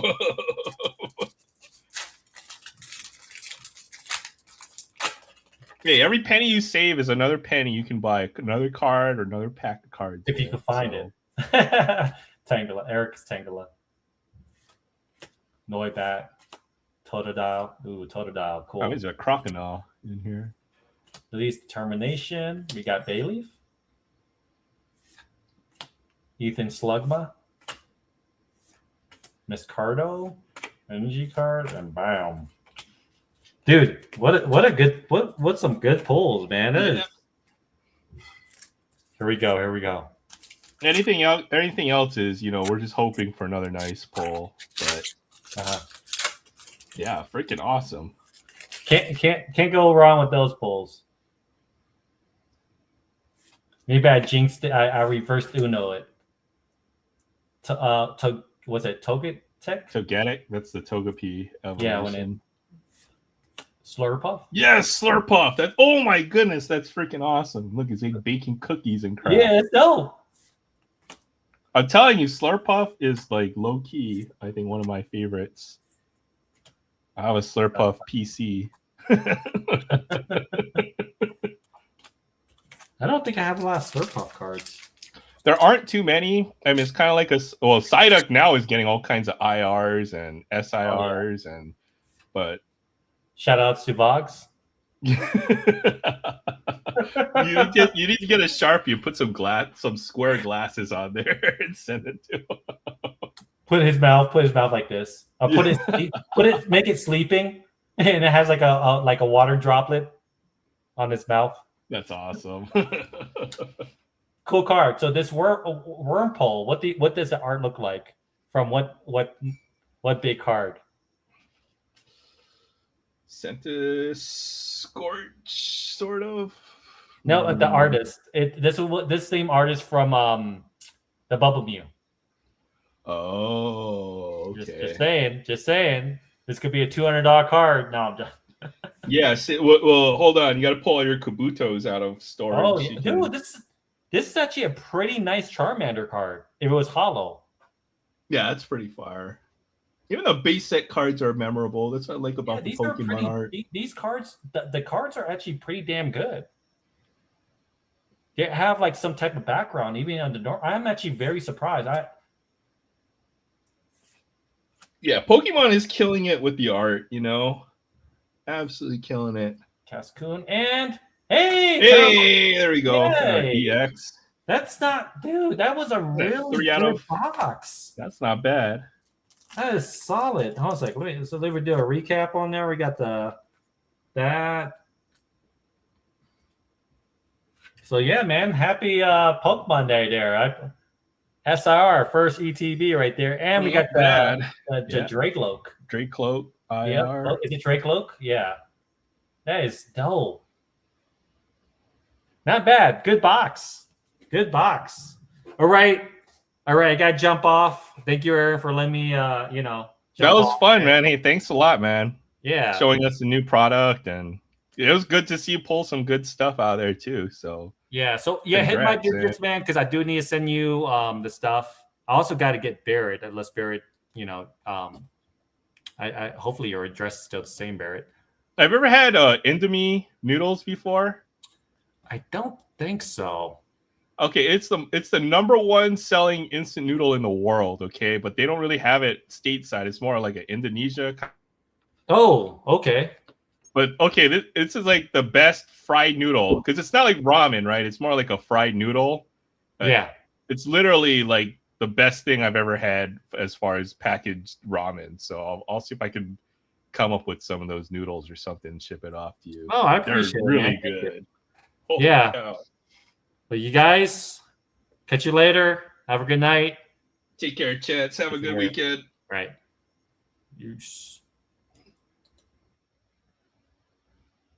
Well, I guess it's still Pokemon Day. May as well just try this out. Yeah, we'll do a Mega Venusaur collection. Why not? Figure we'll keep on going. This is the other item I found at the Walmart today. I was surprised if they had anything when I got to the front of the line. So probably everybody else bought all the good stuff, and then I got all the leftovers, which are still good since it does come with the Mega Venusaur promo, which I didn't get this one yet. I haven't opened one of these. I've got a couple in my sealed bin right now that I haven't opened up. It's a really nice promo. Sweet. Got the Venusaur promo there. And then it has the cool, what do you call it, lenticular promo on this. Yeah, you guys can probably see that where it's like almost like a 3D kind of thing. So that's really cool. I'm gonna puke if I look at this too much because I'll get dizzy because eventually the no, I'm just kidding. But it's a great looking promo as well. So I got that. I got a sticker. Feels weird. All right, and then I got 1, 2, 3, 4, 5, 6, 7, 8 packs here. So probably be maybe one of the last things I open. So what is this? Oh, I don't think I've done Destined Rivals. 2 Destined Rivals. Oh, 3 Destined Rivals, 2 Mega Evolution, and then 3 of the Journey together. So all sets that I haven't really done a whole lot of yet. So figure I'd check out this since it is Pokemon Day. Happy Pokemon Day. And good luck to myself. They got to put those types in the regular packs. You know what? That would be really dope if this might be the next step. I think it's a trick that they're saving. Once you know, when they need to put the hype back into it, they'll put something like this out.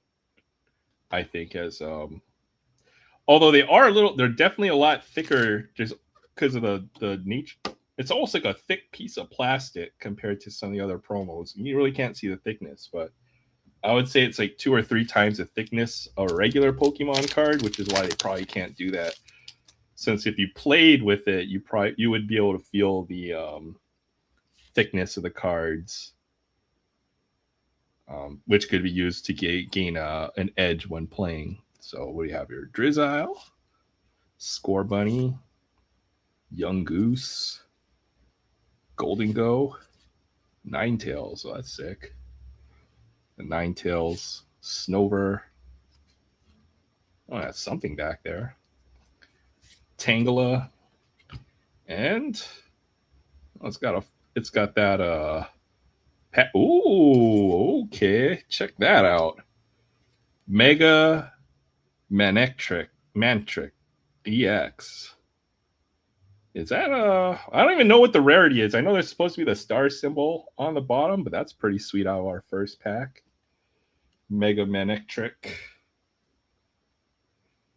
EX. Full art. Sweet. Oh, I see. Yeah, it's very similar to the Venusaur full art. All right. Well, that was one. At least you got something out of here. These are you'll be lucky to pull 1 out of 8, I think would be good. We get a couple full arts or something like that. We got a Stuffle, Gimmighoul, Sizzlipede, Nuzleaf, Kadabra with the spoon. So they had there was some controversy where the guy there is based off of a real life magician. He sued them because they had the image with the spoon and they came to some kind of legal settlement. So now Kadabra can have a spoon again.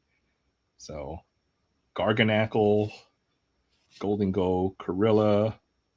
Hey, 2 out of 2 right there. Check that out. We got the full art Vulpix. That's actually nice. I love Vulpix.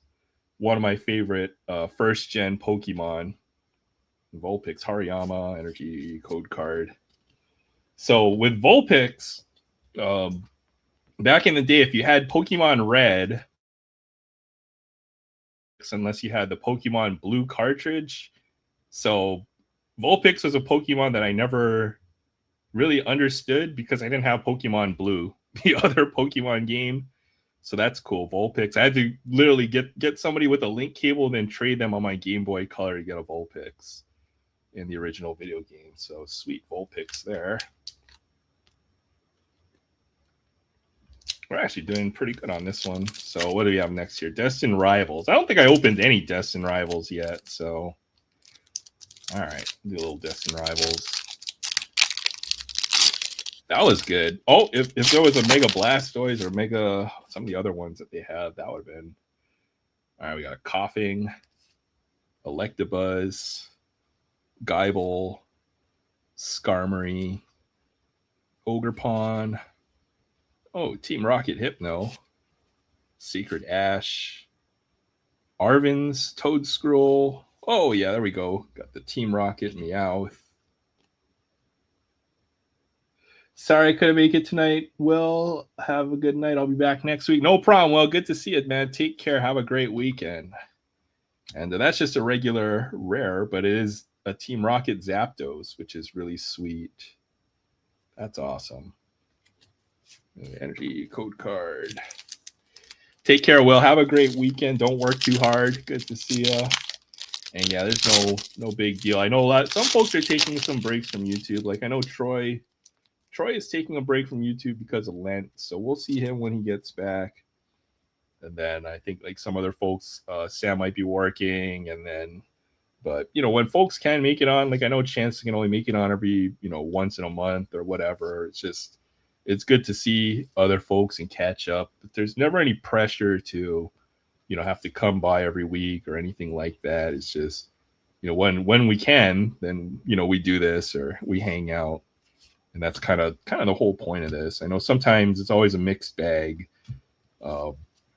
You'll see different faces here, but that's kind of how it goes. I know I've thought about changing up the format, to make it something a little bit more organized or something like that. But I know folks have other real life obligations, so we just try to keep a good balance. And whoever does come to hang out, they're always welcome. So we'll keep it that way. Zamazetta. Energy code card. Oh man, that kind of bummer. Destined Rivals number 3. So what was that?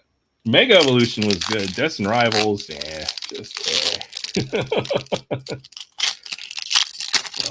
all right. Last pack of Destined Rivals. All right, we have Roselia, Porygon, Heat Rotom, Impidimp, Pinsir. Is that Pinsir just like shaking his butt at us? Like, what's going on, Pinsir? The hell?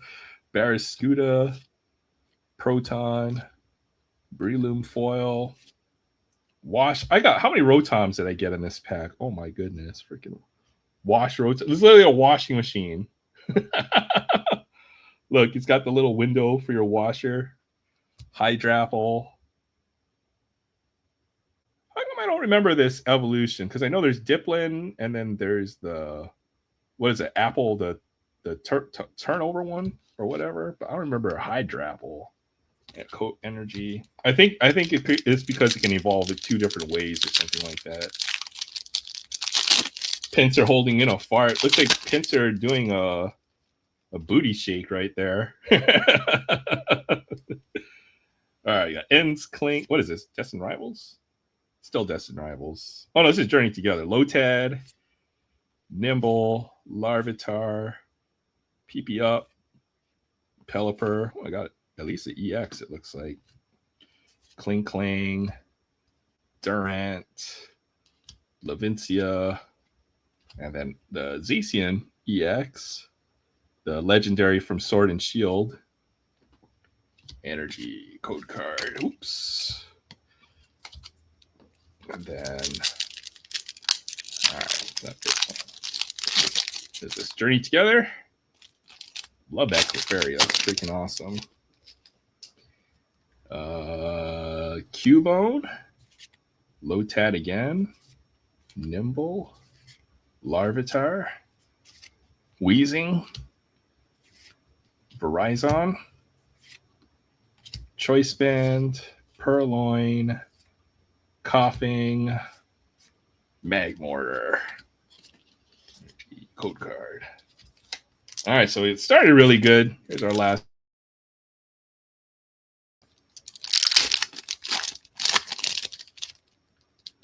We have Audino, Comfy, Sentret, Qfant,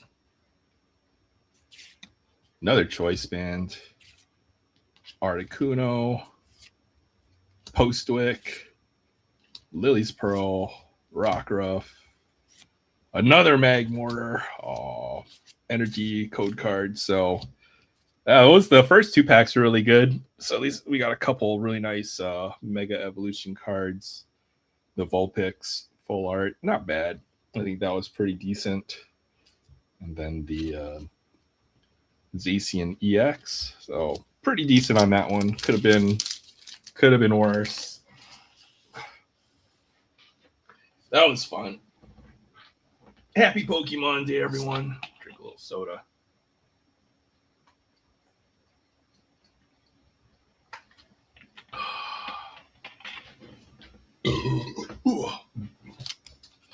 At the Stadium Club. Got one last one. Making Articuno as a crime, uncommon as a crime. You know what? I thought the same thing. You know, I was like, whoa, like, seeing a lot of the even like the starter, the third, like the final evolutions on some of the starters are just regular common rares now too. Like I imagine like Ludicolo and Empoleon. I've seen a lot of them just as regular foil rares, which is kind of odd. Cole Reagans, Yordan Alvarez, Ken Griffey Jr. Seems like he gets into Stadium Club every year. Got Luke Keeschall rookie card. And Trey Turner. Ketel Marte. Alcantara. Lawrence Butler. Mackenzie Gore. A Clayton Kershaw. Ooh, Max Muncy. A-Rod Biggio. Clanahan Job. Brian Wu. Arias. Benatendi. Trey Turner. Zach Neto. Finally, there's the Ohtani.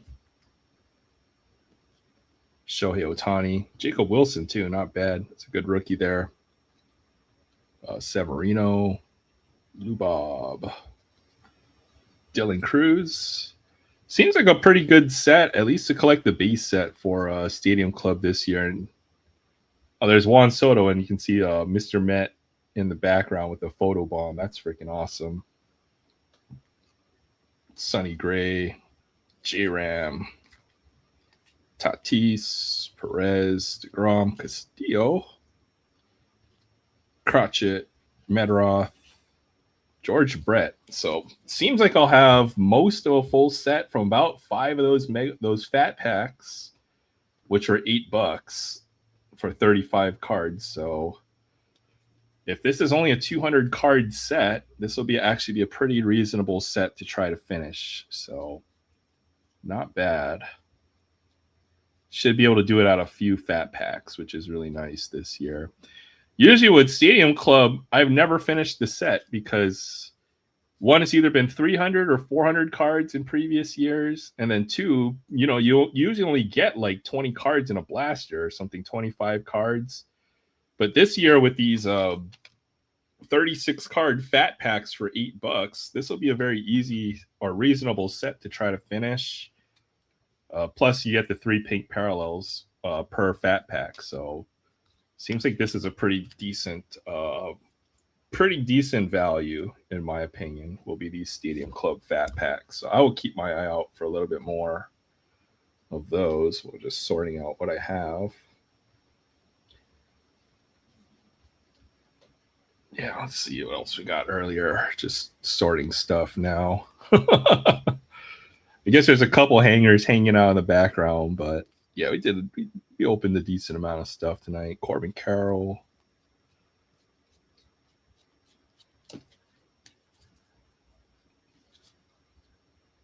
Keep the stream open. Oh, that's right. My hair finally got long enough to where I finally put it in a freaking ponytail, so that's why. It just gets too hot otherwise. Now it's finally starting to get a little warmer. And I said I was going to cut my hair at the start of the year. I still haven't gotten around to it. Let's see how much of the base set. Let's try to see how close we are to this set. The only downside to these fat packs, I only pulled one insert out of what, 5 of those, I think. Just one insert? Doesn't feel. Oh no, I think we pulled 2 inserts out of it. So Insert's actually pretty tough to pull, but if you just want at least your base rookie card of Nick Kurtz, and then some of the other rookies, maybe you'll get a nice color parallel too, which would be nice. Then this will be pretty decent way to go. Ballesteros, pretty decent rookie. Frank Thomas, plus all the OG vets. I didn't say Ichiro, but we did see Frank Thomas. We saw a few others. Miggy, retired now. Well, it's Nolan Ryan. Another year, Nolan Ryan. They're kind of running out of these special images to use in these cards. I noticed they don't have like the really wacky photos that Stadium Club is kind of known for. Just some really good action shots, or I guess some of them, some really cool photos there. Another one. Pretty decent rookie too. Sleeve up all the good rookies while we're here. And then surprising to see the set is so small for Stadium Club this year. Because I think one year they made it like 600 cards in 2023, which I thought was ridiculous. But this year seems like only a 200 card set, so it'll be easy to finish. So, hey, good to see you, Pops. Thanks for stopping by. Appreciate you stopping by. Hope you're having a great Saturday. I'm guessing it's already Saturday with the family there. It's Mike Trout. I like that image there. That's a go Brian Wu. See, this is the kind of photography Stadium Club is usually known for, but this year, don't see too many of these types of non-baseball type of images. That's kind of cool. Say Darvish, Frank Thomas, Simpson, Yamamoto, and Ramirez, and Haesung Kim. Yeah, the rookie class is turning out to be a little better than I thought. Although I think 2024 is probably the best rookie class in the last couple of years, or it will be. It'll turn out once it's everything's said and done. Hey, Yoda, it's good to see you. Thanks for stopping by. Hope you're having a great start to your weekend as well. And check out some Stadium. Did I already look through this? May as well see if there's any other cards big rookies we need to sleeve up. Sometimes Chase Petty and Corbin Carroll. Let's see. Scooble, I guess, gets a sleeve now too. Evans. Oh yeah, Aaron Judge for sure. Yamamoto.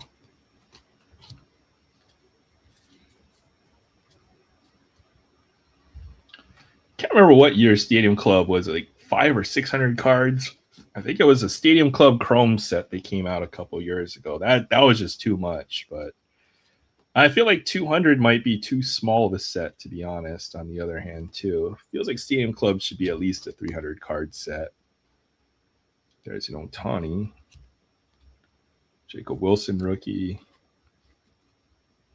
Soto. Probably Soto. Soto's going to be a Hall of Famer. J-Ram as well. Tatis, probably not. DeGrom, probably not. Castillo. These guys still have a few years, though, to make their case. Nice George Brett. Yordan Alvarez. And I think any Griffey gets a sleeve. Keishel. Marte. Alcantara, man, he's just been hurt too much lately. At least he played last season, though. Butler, good young player. Biggio, Hall of Famer.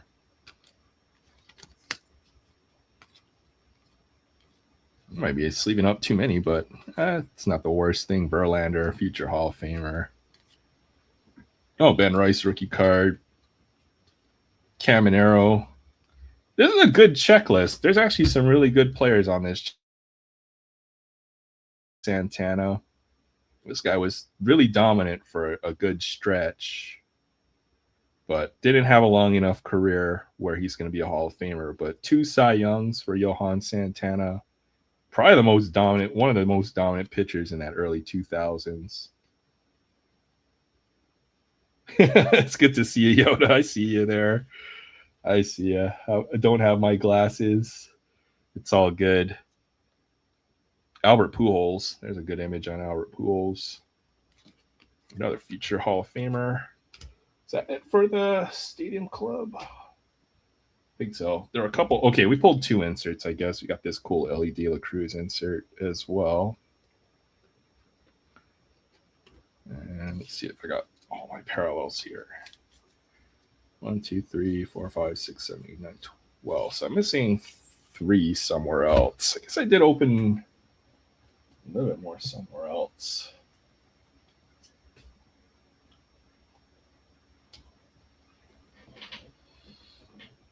I guess I'll have a good amount of sorting to do later on tonight.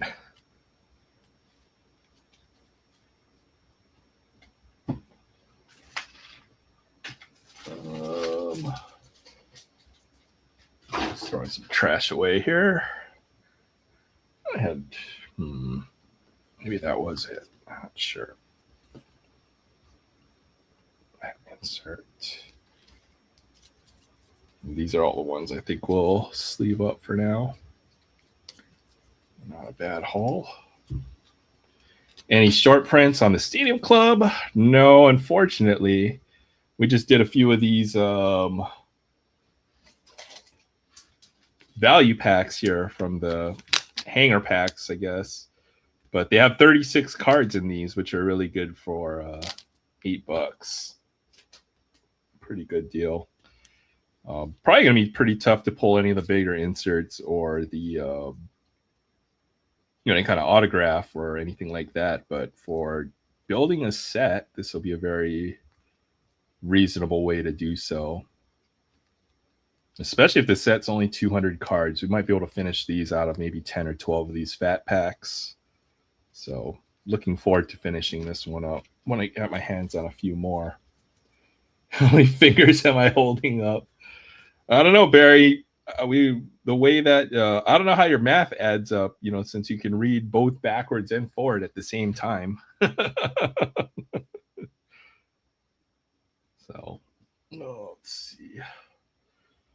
More flagship to sort as well, as we'll dig out some of the better rookies out of here as well. Paul Skeens. Anybody excited about baseball? I know opening or it's right around the corner. I don't know, they're already in spring training, and I guess we kind of have to follow a lot of these rookies to see who's making noise. But I saw that Spencer Jones for the Yankees hit a bunch of home runs, and then the number one prospect in baseball right now, I guess, is Connor Griffin for the Pirates, and he hit like 2 home runs on his first spring training day or something like that. So, I already imagine, a lot of the modern card collectors are going to be, you're going to hear that name a lot, I think, in the near future, Connor Griffin. If anybody's already started to pick up cards of him already, he's going to have a ton of hype once he gets his cards as well. Bryce Matthews rookie card. Hey, Titus, good to see you. Let's see, what time is it over there? Konnichiwa. Good to see you. Genki desu ka? Hope you're doing good.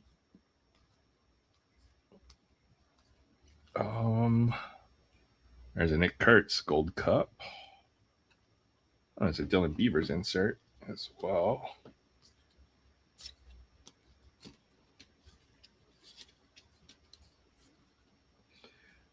My wife went to the Samurai practice game yesterday, got an Ohtani sign. Oh, that's cool.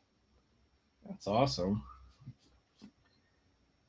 We'll see who can beat the Dodgers. Well, there's an Ohtani base set card from this year, 2026. Pokemon, 2:40 p.m. Gotcha.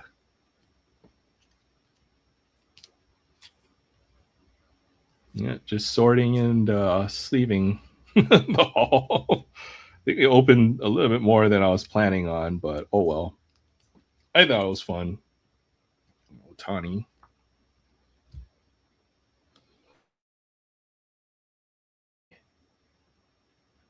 Had a pretty solid year last year. Let's see what Roman Anthony did last year.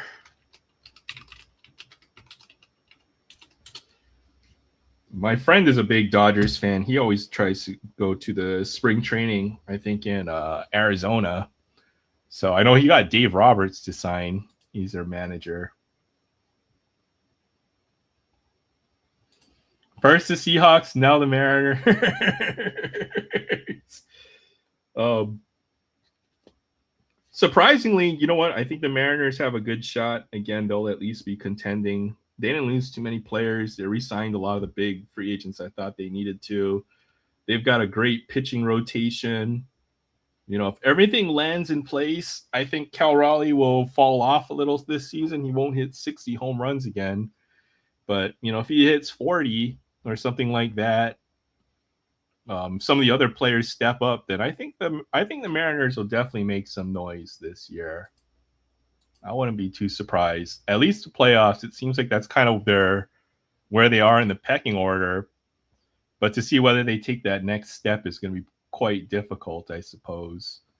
So Roman Anthony last year okay, I see why there's a lot of hype around him. So in what? How many games? 71 games, he hit 292, 396. 396 OBP, that's elite. Had a 140 OPS, 8 home runs, and 292 batting average and 396 on base. So those are really good numbers.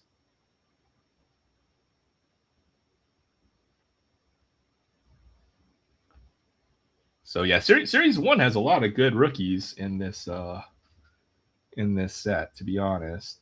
It's a good set to at least build a couple base sets, or at least get all the base set rookies. They should be pretty cheap since I think the print run on Series 1 is rumored to be very big as far as those.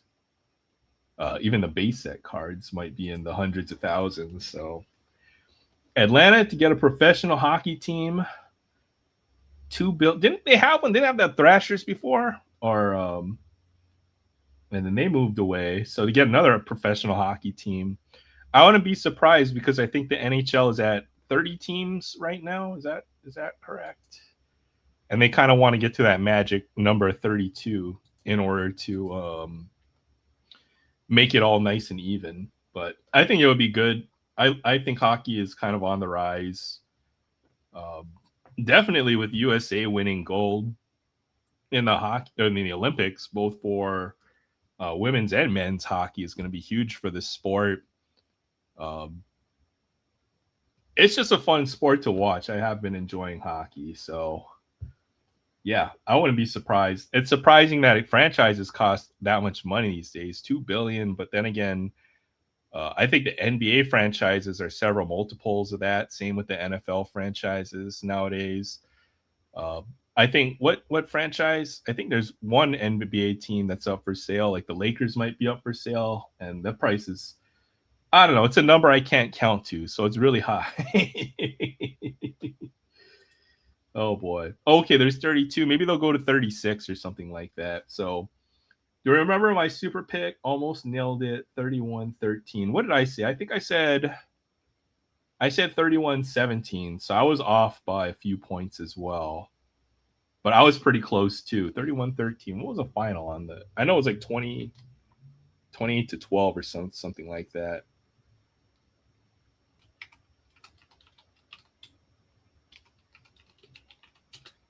I think I said 31-17 was my final prediction. I did take the Seahawks, and the one pick that I guess did matter. So I know I was talking about the Patriots the night or a couple of nights before, but it's 29-13 was the final. So you were closer than I was. You're only 2 points off. I think I was 5, if that's what it was. 6. I was 6 points off on my prediction. You're right there. You got one of the numbers right. Seahawks up for sale might hit 10. Okay, was it? Does is that Paul Allen? Did he own the Seahawks? Same with the Blazers, because I know the Blazers sold recently. Who owns the Seahawks? Who owned the Chiefs? owns. Oh, who owns the Seahawks? So it is Paul Allen owns the Seahawks. Because I know they just sold the Blazers, and they sold for a ridiculous amount of money too.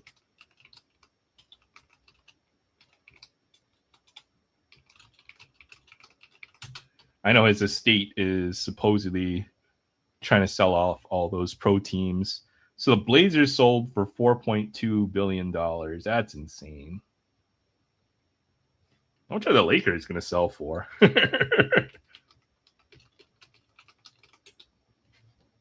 The Los Angeles Lakers are being sold for approximately $10 billion, marking the highest price for a U.S. sports franchise. Yeah, that's insane. That's not even for like the whole thing. That's just for a majority stake. Oh, 10 billion valuation. Okay, so they value the team at $10 billion. Sorry, I lost a few zeros there. My bad. Oh,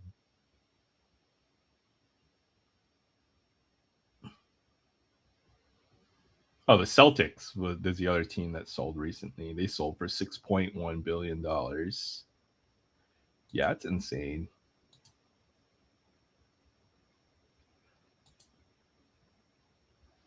No, that's that quote from Slapshot, where that French guy goes to ask about who owns the Charleston Chiefs, which is the hockey team in there, and he's like, I did a pretty poor voice impression there, but I don't know. I love that movie. It's so quotable.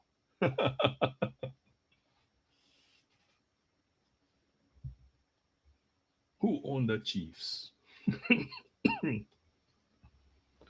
Oh, that's right. We had the silver pack as well. Owns.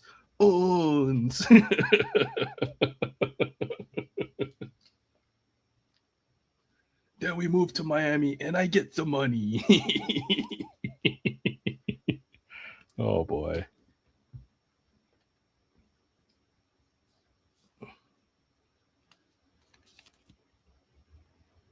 That was a pretty nice one there. Cal Raleigh, 60 home runs. Joe Adell had 37. Nick Kurtz had 36. J-Rod had 32. Probably gets a top loader later on.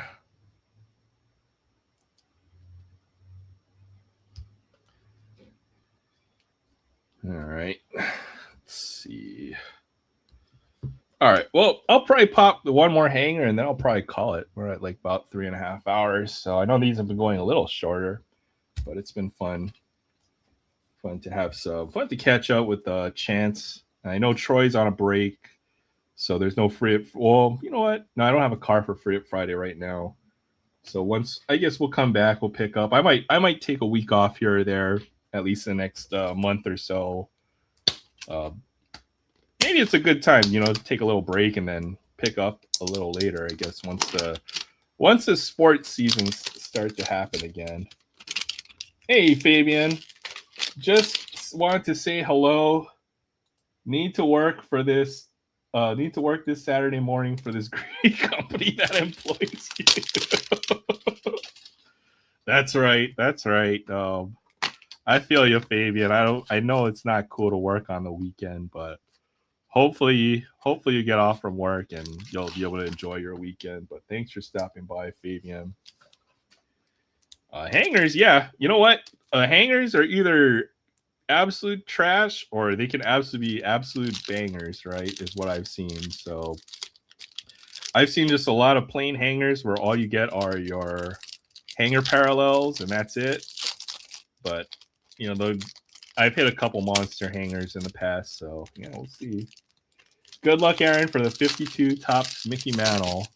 The redemption for that 52 Mickey Mantle is sitting in my closet right now, and I didn't open it yet. It's in that last jumbo box that I haven't opened yet. I hope so, but I've heard they put a couple other special redemptions. I think somebody pulled the I think it was a Bob Gibson. It was 57 or whichever it was his rookie year. But they also had some Easter egg cards like that where somebody pulled a Bob Gibson redemption for his rookie card. So there could be some other cool ones in here. Maybe there's a Hank Aaron redemption or Jackie Robinson. That would be really cool. 52 Jackie Robinson would be freaking amazing. Or any of those cards, right? So there's a Kershaw.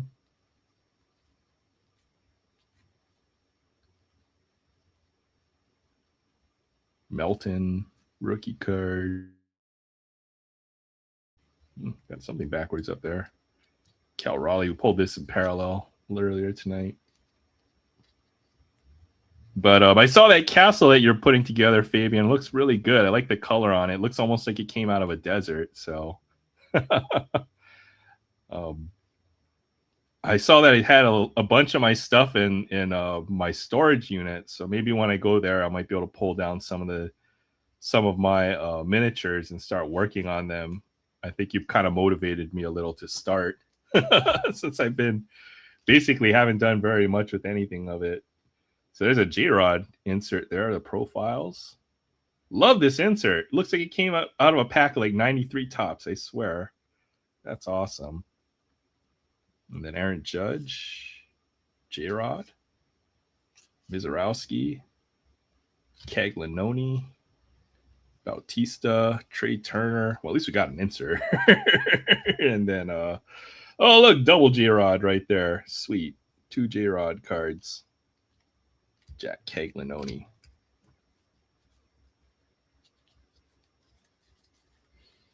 All right, well, guess we can't leave this lonely hanger back there. We'll finish this one out, and then we'll probably call it for the night. But that was fun. I ripped a lot of stuff today. Pretty much everything I said I was going to stash away at that restock that I hit this morning.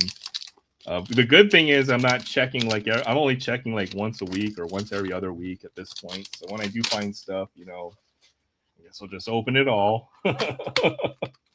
Here's the other. Towards a greedy company who employs me, I'm a Dodger. The trick is to do as little work as possible at work while making your boss happy at the same time. No, I'm just kidding. Keep your boss happy, and that will enable you to. Well, actually, in France, it's actually kind of hard to get fired from your job, isn't it? From what I've heard, compared to the United States. So maybe you can get away with a little bit more at work, but keep your boss happy and everything else. Then it makes work a lot easier. The only problem is when you have a boss that is hard to please, I suppose. Colson Montgomery rookie card. Christian Moore rookie card. Luke Raleigh. Owen Cassie, I've heard people talk about him a little bit more, but I think he's still a pretty big prospect for the Cubs. He has a rookie card this year. Brady House, a big prospect. Jacob Wilson. Oh, there's a Roman Anthony rookie card. We're just talking about there. Thanks for the kind words. Hope for there's a desert in the UK. I was thinking, you could make it like a Turkish castle or something like that. The problem is the parapets on the top of the castle walls and stuff look like they're definitely European construction. So you can't get away with like like an Arabian castle, because it looks a lot different the way that they construct it. But yeah. Maybe, could be. I mean, didn't Britain pretty much was the empire where the sun never sets? Maybe they had a castle somewhere in the middle of nowhere that looked like that. Oh, I got a lot of upside down stuff in this one. 5. Okay. All right, maybe there's some heat in this one. J Ram on the 45th or 35th, and then we got our regular retail parallels. Wilson. Oh, there we go. Got an Otani or retail inserts. They have two different sets in these. So they have the Titans of the game, and then they have the Stars of the MLB. So these are pretty much like 4 per hanger. At least they put it in different sets. So let's see what we got here. So you got Ronnie Mauricio. Hey, there we go. There's a good rookie. Caglianone. Was a big chase last year, but I think the dude only hit like 180 or something in his first season. But you know, he's got big prospect pedigree, I would say. So he hit 157, had a minus 1.3 WAR and 7 home runs. So this guy ever hits his potential. That's a nice Diamante rookie card. All right, we got a first. Ooh, okay. There's a numbered card there. All right. Well, first we have Jesse Eisenberg, first pitch. Stars the MLB Gold Parallel. So that's number to 50. Never seen a numbered Stars the MLB. Yeah, it's only Christian Yelich. That's actually pretty cool. Number to 50. Not a bad pull. For a hanger, that was a good pull.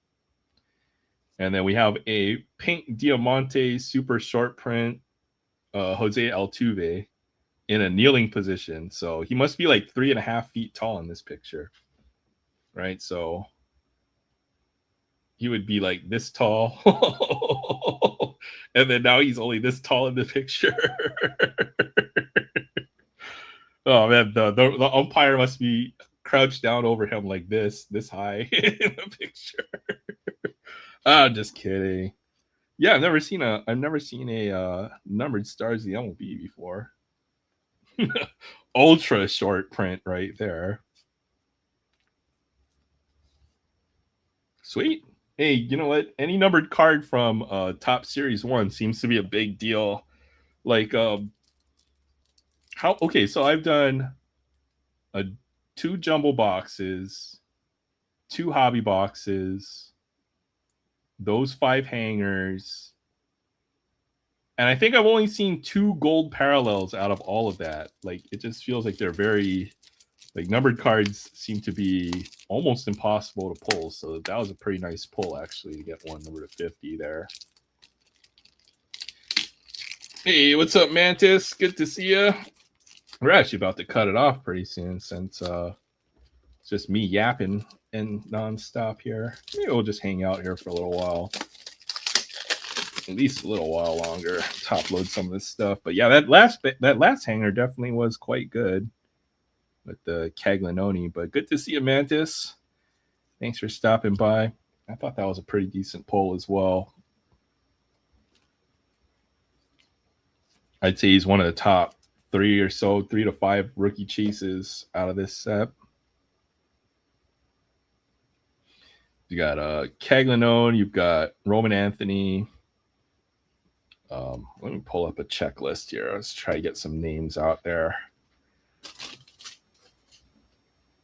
Okay. Top Series 1.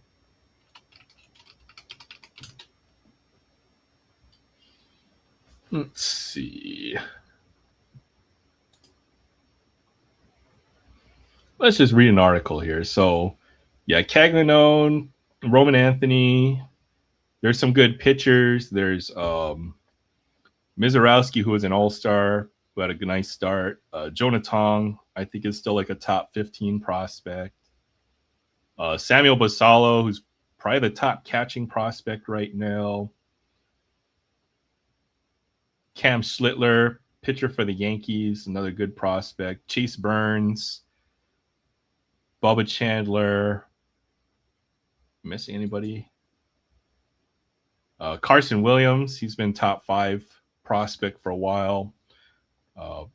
So it seems like the rookie class is pretty decent in Series 1, in my opinion. So we'll see. We'll see how they play in this year. We'll see how they play in future years. But At least to have a few rookies of these guys would be pretty cool. It's actually a really nice Altuve. Nick Kurtz was 25 update, and then Jacob Wilson was 25 Series 1. So they've already had at least Topps rookie cards. I think Kurtz is a gold cup here. And then I think Bryce Matthews as well is another pretty big rookie as well for the Astros.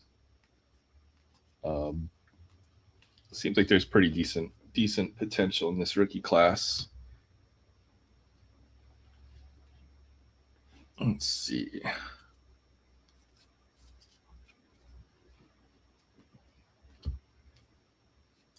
Yeah, we got a Shohei at least too.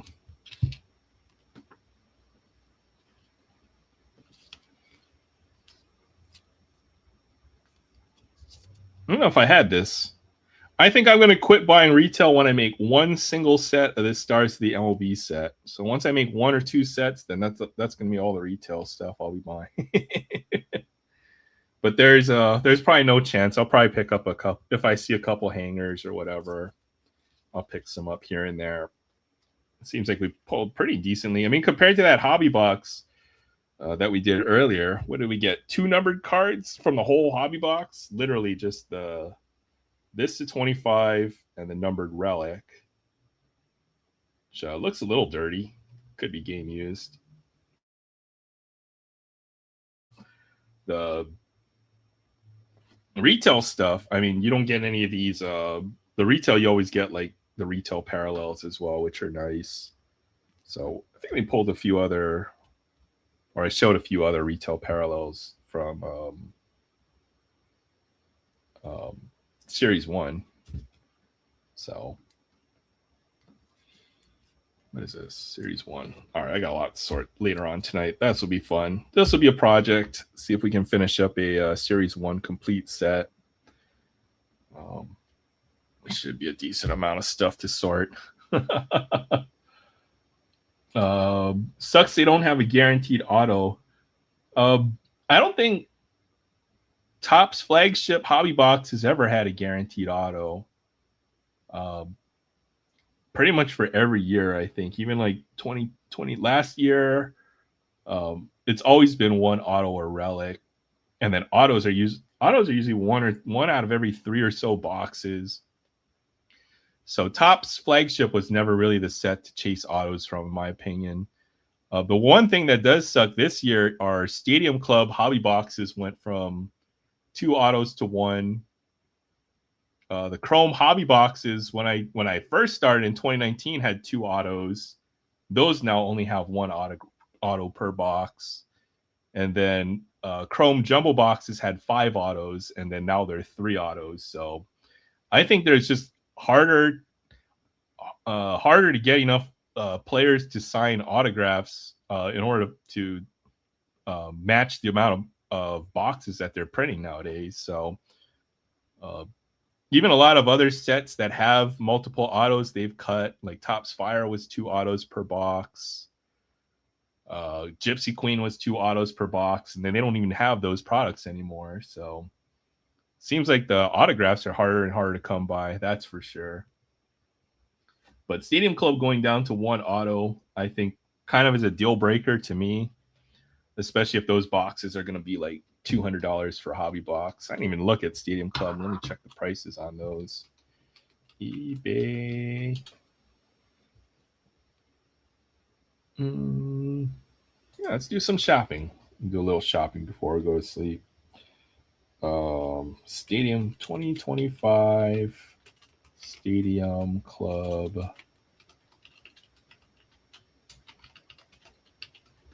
hobby box. Okay, so the boxes are less than last year. I think they're like 180, but they're around 150 this year. So yeah, it just seems like there's going to be less and less hit potential in a lot of products with the print runs going up and all. 1 auto per box in Stadium Club this year. I don't know. Maybe we'll do 1 box if I can get my hands on one.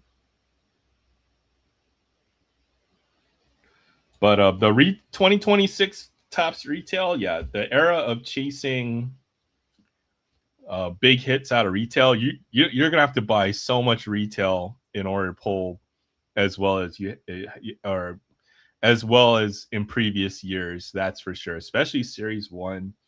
I've heard the rumored print run for even the base set cards is close to 1 million, if I'm not wrong. Let's go look this up real quick. 2025 Series 1 print run. So it's good to track this every year, I think, because it gives you an idea of, you kind of have to have an idea of what are your actual odds. I mean, we're just hoping to get lucky, I think, a lot of the times. But if you know the numbers or the print runs, then it's almost like same thing if you go to play blackjack, right? You could make a silly play and still win the hand. But if you have some kind of strategy going into it, then it increases your odds, I would say. So I'm just looking for some print run info on 2025 or this year's 2026, and then we'll probably call it then.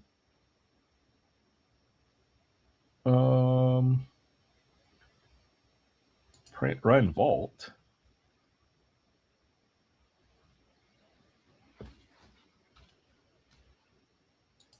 (2026) Topps Series 1.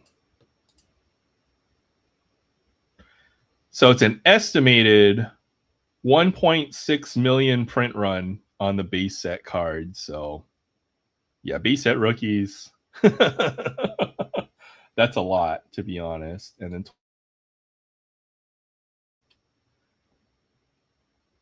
2024 was half of that, 870,000. 2025 was 1.185. So print run has doubled in the last 2 years, and it felt like 2023 was pretty high already, as is.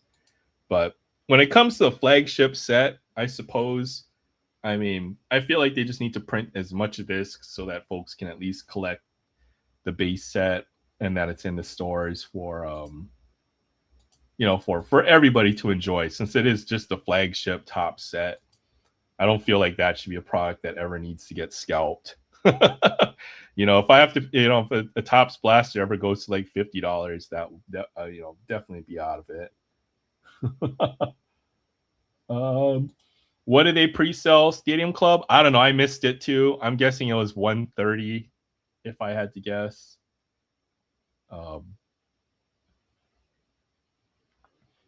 At least they have the higher end sets for that they can really scalp the hardcore collectors of the whales with. But at least for the flagship set, yeah, they need to print as much as print to demand so that everybody gets it, essentially. Wait, what? Barrett hit another fat pack hit. I see, huh? Number to 10, Wyatt Langford. Man, that's like you're the fat pack. I swear, you must have a technique. Are you getting all the ones with the security tag on the back? That's sick. I missed 26 Heritage as well on the pre-sale. So I guess I've already spent all my budget on the 2026 Series 1, the jumbo boxes, and then the hobbies. So yeah, we pulled pretty decently. And I don't know. I feel like Heritage is a hard set to pull well for value, even if the hobby boxes are only going to end up around $100, because those are also one auto or relic, and then you're lucky to get 2 or 3 numbered cards per hobby box. And Heritage is a big set. Usually it's a 400 card set with the 100 card short prints. So it's a hard set to pull well from. Just it's got too big of a checklist. Autographs are also pretty tough to come by in Heritage. Even though they're on card, they're typically 1 out of every 3 boxes, I think is most people's experiences. And then the autograph checklist is really big. So yeah, there really aren't too many good options when it comes to sealed product, I will say. But if life were so easy that we could just go to Walmart, buy all the sports cards, and then find a way to make a living, that's kind of the dream we all have in our mind. But if it were that easy, everybody would be doing it, right? Basically. So